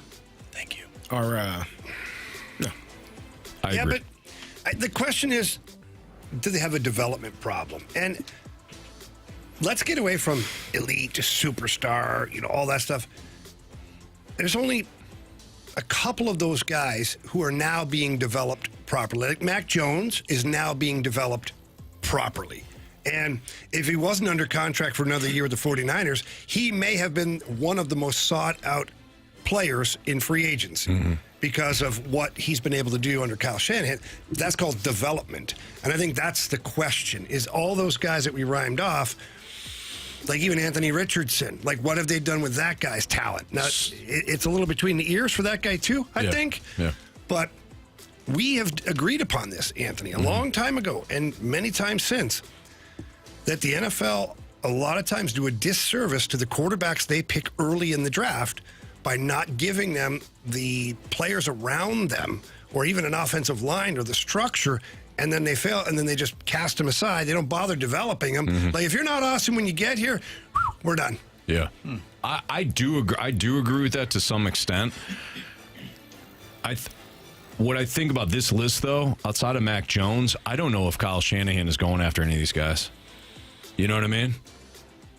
And I think that makes a difference. But who would have seen the development of Sam Darnold truly coming? Because he was seeing ghosts, all that stuff. Even Baker Mayfield, he'd been tossed around like luggage. Who signed him and made the biggest difference, or made the difference first, I should say? Kyle Shanahan. There you go. I know. So he saw something in Darnold. What I'm saying is, I don't think examples of I know that Kyle Shanahan's only one guy. Yeah. But that then leads right into there's a development problem. If there's only 3 coaches in the league that can develop a quarterback truly, then there's a problem. I don't think it's a development for me. Like some of these guys, football is hard. Quarterbacking is, in my opinion, the hardest position in all of sports. You can argue with whomever you'd like, but you have to know what 10 other people are doing, plus what 10 guys on the defense are doing, all while understanding this in a matter of 3 to 5 seconds and having a diagnosis of where the ball needs to go, where the blitz is coming from so you don't get your face broken, and how to get the ball to the right people on time and on target and still do it while people are 300 pounds rushing you trying to kill you. I think it's so I don't know if it's a lack of development as much as it could be this person just does not have an ability to learn. Just like we talk about some students, even the greatest teachers, there are some students that have an inability to learn at a higher level. Some of these coaches have had several kicks at the can with quarterbacks, and they screw it up a lot, more than once. And maybe it's the coach, and maybe it's the player. So that would lead to development, at least a part of it. So Dylan Gabriel on this list. Shedeur Sanders came in at the same time as him. Shedeur isn't on this list. We all know that was a weird. But so that could not be a development issue. That could be a Dylan Gabriel issue. And I don't think all of these guys are development problems. And the question is, do we have a development problem, overall? Probably, because if you have this many failed first round or high pick quarterbacks, somebody's failing the player. So I can give you on this list. I would say majority. So but let's go back. Let's go back to the Mark Sanchez of the world. There's many players. I don't think Mark Sanchez was was not. I mean, they made it to an AFC Championship game. I think Mark Sanchez reached the top of his ability as an NFL quarterback. In the history of the NFL, 20 years, I bet I could find you a massive list of quarterbacks in particular that were really highly touted, and that they ended up on a team that didn't use them, teach them, or develop them the right way. And I would say that those players probably shouldn't have been drafted where they were. I could probably find you the same number of players that shouldn't have been drafted where they were. Anthony Richardson. So the NFL's fine. It doesn't have one development problem at all. I'm not saying that it's not a development issue. No, I'm not saying that. Players. I'm saying that no. I'm saying that some of these players are unable and have an inability to learn at the level that they need to learn at. So then would you go back and blame the front office for taking them? Hell yeah. If so, that's kind of a development problem. If I look you at can't identify talent, that's a development problem. That is your issue in terms of how you recruit and draft. I agree. That didn't have anything to do with the development is once I get you in the building. But those same people in those categories an evaluation, are not picking a the wrong player and or failing them with development. They potentially evaluate wrong. When I look at Zach Wilson, Mike White was on that same team, and the damn team was wearing Mike White shirts. Smitty. They were wearing Mike White shirts and didn't want Zach Wilson. They were praising the third string quarterback. Mm-hmm. So if I got three guys in the building and two of them are developing well and learning the offense, I would say the same thing with Dylan Gabriel. Deshaun Watson and Shedeur are developing and learning the offense. He's not. I could say the same thing with Anthony Richardson. Daniel Jones and Riley Leonard are learning the offense, and he's not. That's not a development issue. What happened to Daniel Jones in New York? They just said, we're done with this guy. And then he went to somebody who actually could develop and teach him. But you're saying Anthony Richardson, he's on this list. He's in the same And I also said he's got a problem between the ears, too. And I can say that for about 8 of these guys on this list. I'm just saying that I think so that doesn't mean that there's a development problem. I do think there is overall, not just with quarterbacks, because it is a right now league. The NFL is. It has no choice. We've identified that they don't have a minor league system.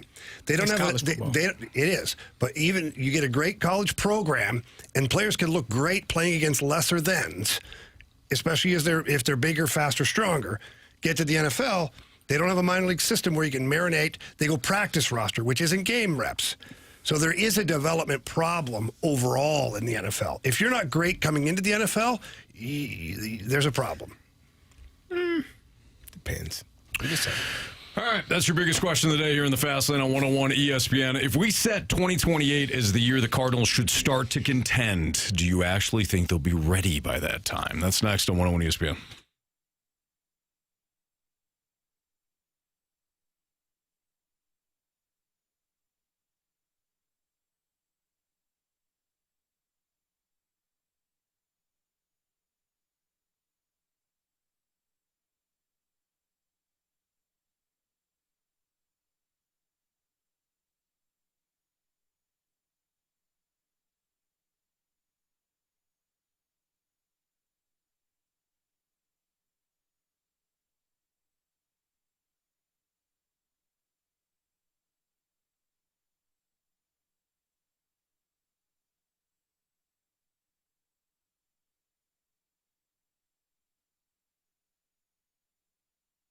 Well, if you know anything about me, you know that I love an ice-cold beer.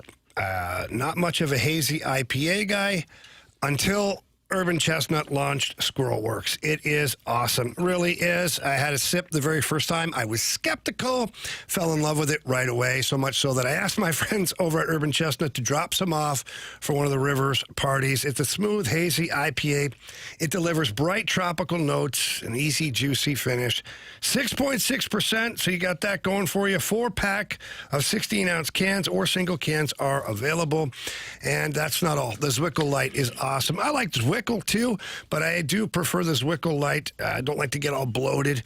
And this is only 95 calories, 3.7 carbs, locally brewed. So, you know, St. Louis beer brewed by St. Louisans, it just means more. So check that out. You will love it. It is the unofficial beer of St. Louis hockey.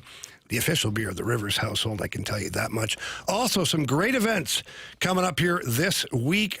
How about Thursday night, the trivia night at the Midtown Beer Garden? Fantastic event space. You will love it. They do a great job over at Urban Chestnut. For more information regarding the events that I've talked about or any of the beers that I've talked about, you can always visit them at urbanchestnut.com. Again, that's urbanchestnut.com. Prost!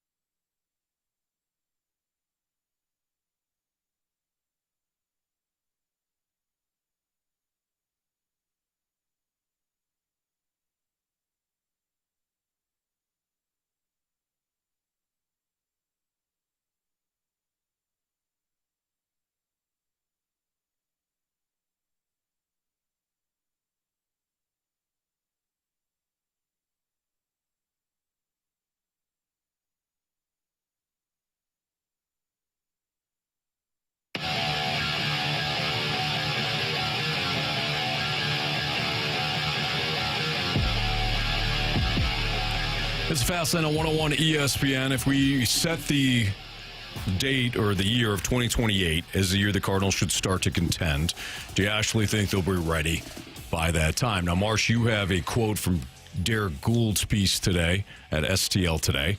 That kind of leads into our question. Yeah, there was a Q&A that he was doing with some fans. They asked the questions. He answered them, and this particular one revolved around 2028 and Major League Baseball, TV revenues, all these different things. And he goes on to say there are numerous financial reasons that lead to a team in the Cardinals spot eyeballing 2028 as when things start to move forward on contending. And I want to stress that it could actually be 2029 when the spending takes place after 2028's arrival. The Cardinals are telling us with their actions what they see as their pace. They're not interested in trading Alec Burleson, who is under control through 2028, but they wanted to see what they could get for Lars Nootbaar, who is under control through 2027.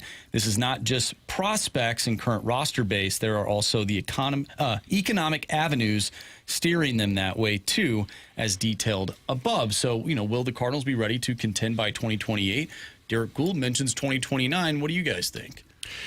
Let me ask this question. Are we playing baseball next year or not? Maybe not. That's the thing. Because if we're not, then I have a hard time saying yes to answering this question with yes. If you do not have next year, you're missing a full developmental season. Mm-hmm. Or if you play partially next year, like let's say the two sides, the millionaires and billionaires, decide that there's going to be a season, but it's going to start in June. Well, you're still missing a lot of developmental time then. So if that's the case, then I would say no. If they do have baseball next season, then I do think a timeline of 2028 makes some sense, but you're also making some big-time assumptions. One, you're assuming that by that point you do have your 1 and 2 in the rotation. And to me, every conversation regarding the Cardinals and the timeline that they're going to contend again revolves around that pitching staff. And I know some people, well, Kyle Leahy's been good this year, and McGreevy's been good this year, and Palance. Fair. They have. But do you have two truly dominant 1-2 in the rotation? Because most contenders have exactly that.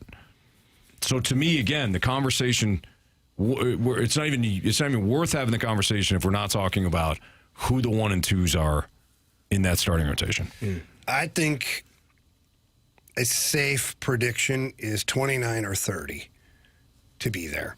And does that mean that there are some guys in your lineup that may not be here anymore? Maybe it's an Alec Burleson. I don't know, because he would be into his 30s at that point. I don't know if he fits the mold. Although if he continues to play like this, maybe he ends up being your veteran guy at first base that you know what you're getting from him. Mm-hmm. I think that you're still waiting on even further development from J.J. Weatherholt, Mason Wynn, Jordan Walker, Victor Scott, if he's still in the plans at all, your Blaze Jordans of the world, your Joshua Baez. Is like 2028 for me is just a little soon, and it's far too soon if there's no baseball or if there's any kind of like a half season next year. I just think that that's going to be a miss then, and the Cardinals have to look beyond 2028 and 29 or 30. Seems more reasonable. Agreed. Yeah, 28 is probably too soon if there is no baseball next year. I think that's a bit unreasonable because you are missing out on an entire year of development, and in a year that you would hope that you build on what you have done, like the foundation that you have placed this year, that you have set in place for this year with Jordan Walker, J.J. Weatherholt, Ivan Herrera. Like you're starting to see even Mason Wynn, like he's potentially in position to maybe win his second Gold Glove in a row. You're stunting that growth just a little bit by missing a year.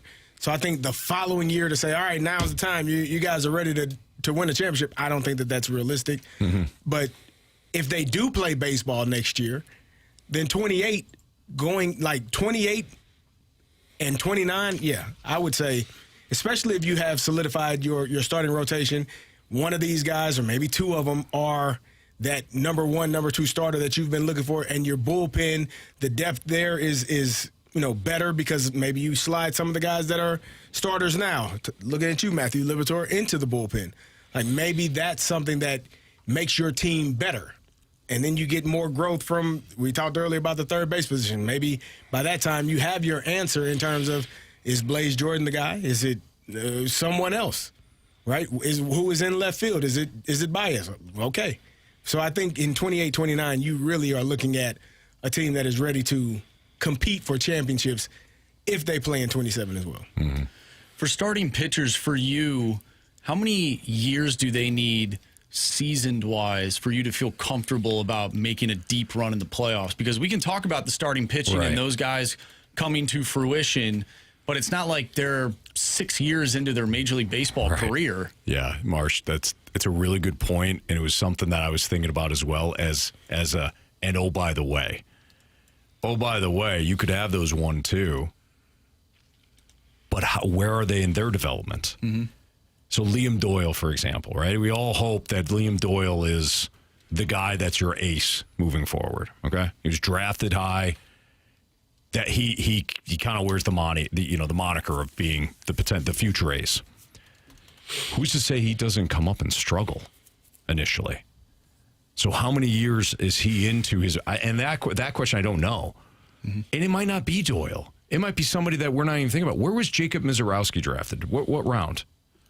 Off the top of my head, I have no clue. I don't think he was a first-round pick. I could be wrong on that. No.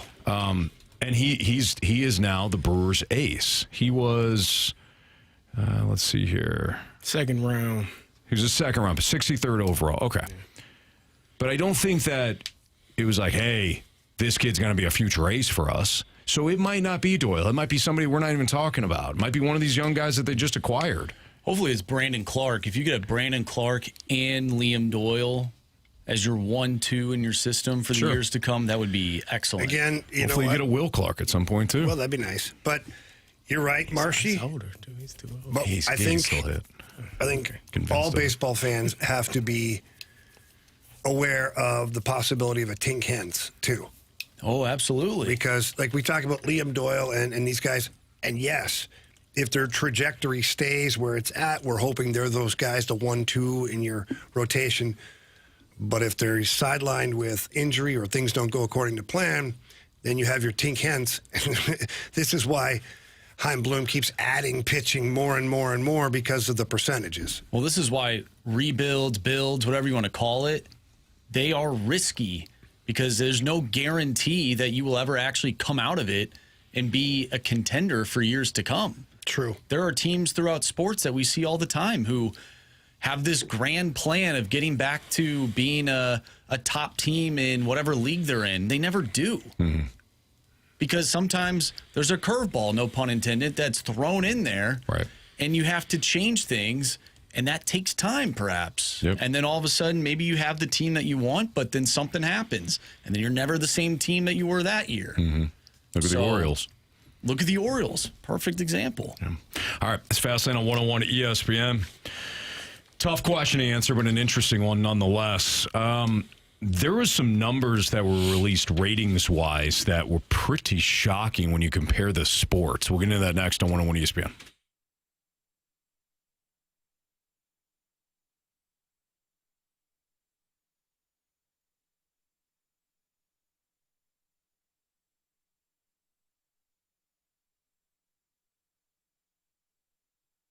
Carey went to Mentality today, as I usually do on Tuesdays out in South County. I know you go to the Chesterfield location, and you know what? I know that because I go every week, I'm gonna feel good. When it comes to going to Mentality, initially you might be apprehensive. Maybe you think to yourself, well, look, I know what I need to do. I need to get back in the gym, and I need to start eating well, and I don't need to see anybody about my testosterone. That's fine. That's fair. Okay. How's that working for you though? Mm-hmm. Because if you've been talking about that since the start of the year, it's August 11th. So get there, get to Mentality, and see all it takes is just to sit down and talk to the board-certified physicians, and they take care of the rest. Yeah, and the thing I love is they're about real medicine. It's not one of those gimmicky, new fad, trendy things, new thing of the week, right? They are there to make sure that you are your best version of yourself. And you're talking about energy. Sometimes after work, you may be tired. Sometimes during work, you may be tired. Mentality targets that. They make sure that you're going to be able to be the man that you were when you were a young man. They'll help you feel that energy energy again. You don't have the sluggish days. You'll still be running and ready to do whatever you need to do after work. So 2 great locations, like Anthony said. Tell them we sent you. Chesterfield, South County. They'll love to help you. Trust CD and I in this. Everything starts to fall into place. You start eating better. You start working out regularly. You start feeling good. Your mood stabilizes. All of this can be impacted by low testosterone, or with Mentality, you get on the program and they up your testosterone so that you start feeling like you did when you were, I don't know, in your 20s or your 30s, depending on how old you are right now. Go to lowtusa.com to book your appointment. Again, lowtusa.com. It's Mentality.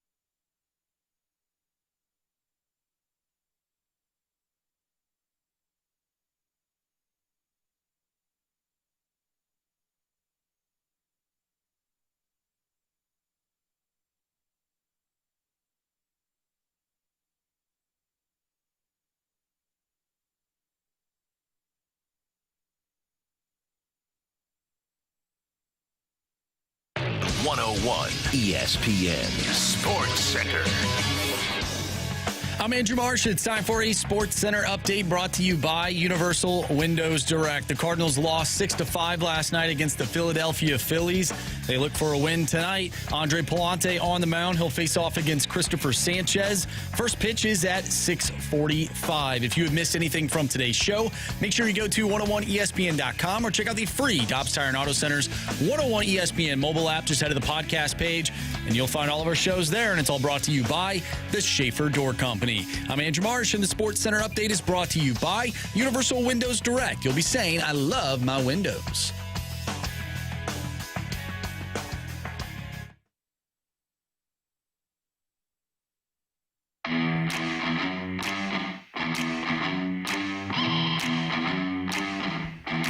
It's Fastlane on 101 ESPN. So this was kind of shocking. The big lead provided these numbers, and looking forward to hearing what you guys thought of it. So the numbers are in for the NFL Hall of Fame game, which was last Thursday. Apparently it was a huge hit. So NFL preseason is already making a major ratings statement. The 2026 Hall of Fame game between the Panthers and the Cardinals averaged 7 million viewers. Front Office Sports shared the figure on X, noting the audience surpassed the most watched MLB game this season. It also topped every NHL game from last season, including the Stanley Cup final. The Hall of Fame game? Yeah. Yes. The matchup produced strong entertainment value despite featuring whatever. So, Jamie, your thoughts? Surprising? Almost disgusting? No, not really. One would argue that the Stanley Cup final wasn't all that compelling for some people. But still, I mean, the Stanley Cup final. Compared to a preseason game? Yeah, it's weird. With the Panthers and Cardinals, nonetheless. Yeah. I don't get it. Good for football, but for me, the first thing I think of is, that's the NFL being the NFL. Meaning, like, that's kind of no matter what they do, is a success when it comes to their sport, generating revenue and generating eyeballs to their sport. They're the best. And this is another example of people wanting to watch a throwaway game, relatively speaking, than to watch more, I guess, more important sporting events. So the NFL rules. Yeah, it does. And I pose the question is why? Like, what is it about? Why would you do that? What is it about the NFL that you can get 7 million people to tune in to a preseason game, again, between the Arizona Cardinals and the Carolina Panthers? And I mean, even if the starting quarterback, neither starting quarterback played, but it's not like those two guys are household names either, Jacoby Brissett and Bryce Young. Like, you're not glued to your, no offense to those guys, but it ain't Patrick Mahomes and Josh Allen, right? So I'm intrigued. It also said that they had more viewers than any baseball game so far this season. The highest baseball game was the Dodgers-Yankees, July 19th, I believe, and that was 3.9 million viewers. Like, just the sheer number of people that enjoy football in comparison to pretty much every other sport in America, in North America, is, I think it's absolutely crazy. And I don't know why that is. I don't know if it's you get 162 baseball games. Maybe you get fatigued of watching your favorite team. You're not going to watch 162 games. You're probably not going to watch 82 or 84 NHL or NBA games. But you will watch 17 NFL games if you can, and I guess 19 or 20 if you're watching preseason as well. I think that's a big part of it. I think football fans are more willing to watch the league overall because of the fact that you're not talking about a long season. I mean, maybe months wise you are, but not games wise. So you're more willing to sample, we'll say, the entire league. Whereas the NHL, Major League Baseball, it is a commitment to watch your team, and you are probably less apt to watch. One, you don't have the access like you do in the NFL. That's number one. Because who else? You're not buying every NHL team's feed. So you're not willing to watch the entire league, which leaves you a little less interested maybe in watching some of the playoff matchups, I guess. We get a couple of comments here on the text line, and we'll kind of go through them a little bit here. It says, it's on free TV. Do you think that matters? Because, yes. What's that? Yes. Yeah. Okay. And, the Stanley Cup Final was on, was it NBC? I mean, ABC or ESPN? Yeah, ESPN or TNT, one of them. It was on ABC. But the NFL, you can watch the NFL all season long. On free TV. On free TV. Yeah. Okay. Assuming it's not on, like if you don't have Netflix and the Christmas Day games on Netflix or something. No. Secondly, they said, a lot of people saying, well, the stands were empty for that game. And then they said... What does that mean? What does that matter? Well, because they're saying that people weren't showing up for the game, but then they were watching the game on TV because there's so much sports betting. A lot of people saying that the sports betting, this is the first crack. That was the first crack for people to watch a game and bet and live bet and get their... And so they're thinking that may have something to do with it. It's a lot of people. Yeah, I don't know. Okay. I don't know. I just reading off the prompter. Okay. So for me, the reason why I watch the game is because we haven't had football in months. I want to watch football. Simple as that. I don't care what game it is. It's the first game. Two terrible teams, in my opinion, in terms of my interest. Doesn't matter. Didn't even have the starting quarterbacks playing. You had Kenny Pickett and Carson Beck, but I'm interested to see what Carson Beck can do at the NFL level. I just watched him in the national championship game. What does that look like? He was pretty decent in that game. Again, you're playing against dudes that probably won't be starting on Sunday or Saturday or Monday or Thursday, whatever day they're playing these days. Sure. But it's football. I've been watching baseball all season long. Kind of tired. Not that I'm tired of it, but I want something different. So what am I going to put on? I'm going to put on the football game. That's fair. And it's just going to be there. I'm going to watch it. It was a very compelling game. I wonder how many people tuned in. Maybe they didn't start watching the game, but they saw the game was transpiring. They're like, I'll stick with this. I'll stick with it. Or I'll throw it on. Especially when that Haynes King gets in there. Man. Yeah, you know it. All right, we have your chance to win a pair of single-day passes for the BMW Championship happening next week, August 18th through the 23rd at Belle Reeve Country Club. The passes include access to the Trophy Club presented by Michelob Ultra. See the top PGA players in the world compete while enjoying the Trophy Club presented by Michelob Ultra. Find your shot to score a pair of single-day passes for the BMW Championship at Belle Reeve Country Club right now at 101ESPN.com or on your 101 ESPN mobile app. We'll wrap up the show next in the Fast Lane.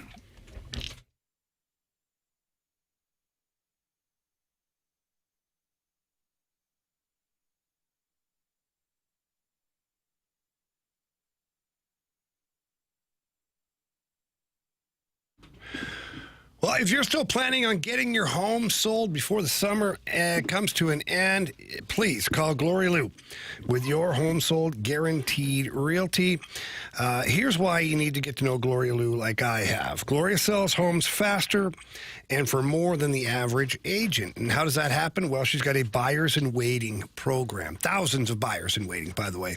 And the moment you list your home, there are a number of people that can see that, and it's right in their price range. So that creates a little bit of a competitive market. And with Gloria Lou pricing your home the right way, you're going to get the most money possible, but you're going to sell really quickly. And that's exactly what you want to have happen. Gloria Lou has helped thousands of families here in the St. Louis area for over 23 years. She understands the St. Louis market. And again, that's why she's able to price your home the way she does, and then sell it. She gets it to the closing table, and that's what matters. Gloria Lou also right now is adding to her team. If you are a real estate agent, if you're getting into the business, if you're a real estate veteran, whatever it is, and you're looking to be part of the best team in St. Louis, call Gloria Lou at 314-325-6888. That's 314-325-6888. Or you can always visit GloriaHasTheBuyers.com.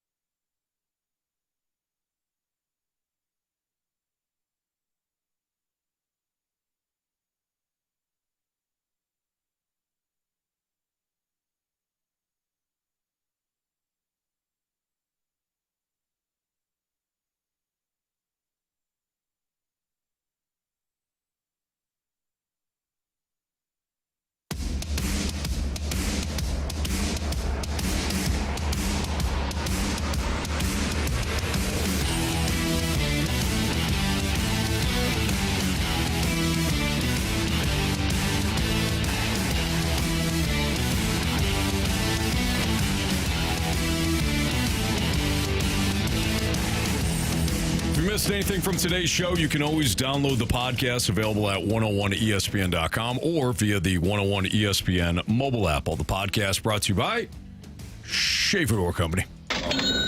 All right, Marsh, why don't you hit us with those criticisms and or compliments? Criticisms and compliments. Presented by Bet365. With Bet365 early payout, you win even if they lose. Get paid out instantly when your team goes up big, even if they blow the lead later. Bet365. Winning is everything. All right, let's go to Curb Stomp. Today's show as a whole, failed QBs has been a snake pit banger. What I learned today is that you guys rotate bags of crap to eat every week. You four are the perfect group for the fast lane. Hashtag shout out to the snake pits. Curb Stomp, thank you. Yes. Mighty fine compliment. Thank you. The Water Boy. This show probably has as many listeners as a Hall of Fame game had viewers, but I wish CD would appreciate teachers and not want to dress them up as Cleveland Browns. Thank you. Also, big fail today from Anthony. Only 7 points. You must run up the score. Losing on a Mac Tuesday. Thanks for at least taking accountability. That hurts. I forgot it was a Mac Tuesday. Yeah, that has to hurt. Action. You did not. Actually, it's just a Tuesday, but still, it doesn't feel good. And Waterboy has every right to call me out on that. It's Maction. Every Tuesday is Maction. It should be. Yeah, what are we talking about here? Guess what day I was born on? Tuesday? Yeah. All right. You just made that up.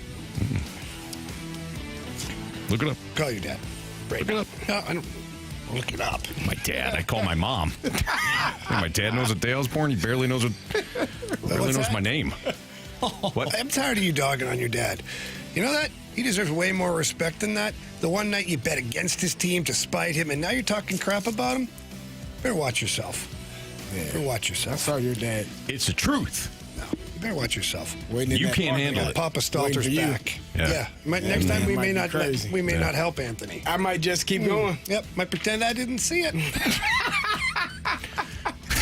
What happened to Anthony? I don't know. I didn't see anything. Some guy was waiting on him. I didn't see crap. I don't know. I said hi to his dad. That's all I know. Mm-hmm. We got a text from Marsh's college program, a.k.a. Chester. Great show today, guys. You are on a 2-day heater. Oh, that's nice. Thank you. Just 2 days? Yeah. I guess it's better than a no day. We couldn't be on a heater without you, dude. Yeah, you could have. No. Well, we had the weekend, though, so, we were off those days. Yeah. I guess the heat doesn't last. Does the streak end there?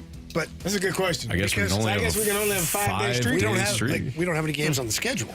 So the streak. Yeah, that's quite unfair. Oh, okay. So being on a 2-day heater means. I don't agree with that. No? Because if you got a winning streak and you take a couple of games off, your winning streak doesn't stop. Right. We didn't take any games off. We just didn't have any on the schedule. That's what I'm saying. If you don't have any days and you don't have any games, that doesn't mean your winning streak stops. Yeah, that's what I said. It carries over to the next day. This might be a criticism or a crap sandwich. I think it's a crap sandwich. Because we're only on a 2-day heater. Meaning we've been last terrible. week we ended on a terrible note, apparently. What are you guys doing? Yeah, maybe. What the hell were y'all doing? I don't know. We I'm just don't trying to figure it out. Gauntlet, so that might have been. Well, we've been losing a lot of that lately. Yeah. Jeez. 618 says, great show, guys. New super group of radio. Ooh. Oh, geez. Thank you. Wow. You're so kind. What's our name? Fastlane? No, come on. We're a super group? Yeah. The Fastlane? That ain't super group enough. It's a Fastlane. Like the Avengers. That's already taken. The X-Men. Already taken. We're going to have trademark problems. No, man. Saying we got to have a cool name like that. Oh, I got it. The Fantastic Four. That's nice. Taken as well. We could be doing business as Fantastic Four, but our actual LLC will have to be a different name. Gotcha. Okay. I got one, guys. The Fearsome Foursome. The Justice League. Nice. I like it because we serve justice. We could be something different. I don't think that's gonna. The Fab Four. Yeah, no. That's it. Kind of works. It kind of works. Okay. We'll workshop it. All right. All right. Fearsome Foursome. Mm-hmm. Like that one? Yeah. I just said it. The Fearsome Foursome? Yeah. Oh, I missed it. I thought you were doing that on purpose. We don't listen around here, man. We got a couple people saying the Fast Lane 4. Fast Lane 4. Yeah. Curbstomp says, love that Marshy wore his Kirky chain shirt. Anthony, you did not acknowledge it all day long. I didn't see it. I thought it was JJ I know McCarthy you said from something earlier about. He didn't wear no JJ. You said something about like, hey, look at my shirt or something like that. It's got Kirk Cousins on. And then I asked you a question because I didn't want to forget it. The four brothers. Kirk Cousins. How about four brothers. How about four brothers? Four brothers. Yeah, that's good. Okay. We haven't heard that one. Marsh is the young one. Yeah. He died soon. Thanks, guys. Appreciate that. That sucked when we went over it that day. That was tough. Just one of them. That's tough, man. That was rough, brother. Yeah. That was not great. Yep. All right. Who was Wahlberg? Jamie? Was Yeah, Wahlberg? he's a hockey player. That's right. You were Andre 3000. He's a family man. He didn't want to do bad stuff, but he had to. He had to. Had no choice. Yeah. You saying I wanted to? Hell yeah, you want to. You wake up doing it. I could see you walking on ice going to fight somebody. 3 stars. It's time for the Fast Lane's 3 stars of the day, presented by Circus Sports. No bet fees ever with the world's largest sports book, now at your fingertips in Illinois and Missouri. 3rd star of the day goes out to Smitty. Yes. Smitty's my guy. Smith. Mike Do you White. remember that? No, he was. I don't think he was on the show. He called Mike White, Mike Smith. Smith. Hey, Smitty. Smith. Discuss? And we're like, Yeah, I screwed Mike up, and then Smith. I was like, you know what? From now on, Mike White? They just changed to Smitty. he was forever. Still is forever. Yeah. Smitty in my heart. 2nd star of the day goes out to Anthony's dad. Yes. Mr. Stalter. I'm gonna get a stern text. I can feel it. Nah, he ain't listening. I'm gonna send him that clip. That's fine. 1st star of the day. I know a lot of people are excited about this. The Cardinals Navy caps. Yes. Yeah, let's Bring go. back the Navy caps they have. They're going to go undefeated in those puppies. Could you imagine if they went on a run? I could. Because of the Navy caps? Yeah. It'd be because of those caps. Okay. The kids would say, "That's cap." They'd say no cap. That's definitely cap. That was no cap. No cap means no cap means no good. Yeah. No cap means. So just cap means Cap good? means that's a lie. That's cap. No cap means it's not a lie. Yeah. It's so confusing. Yeah. It's cap. All right. It's no cap. No Sounds mid to me. For Andrew Marsh, for Carey Davis, for Jamie Rivers, I'm Anthony Stalter. See you.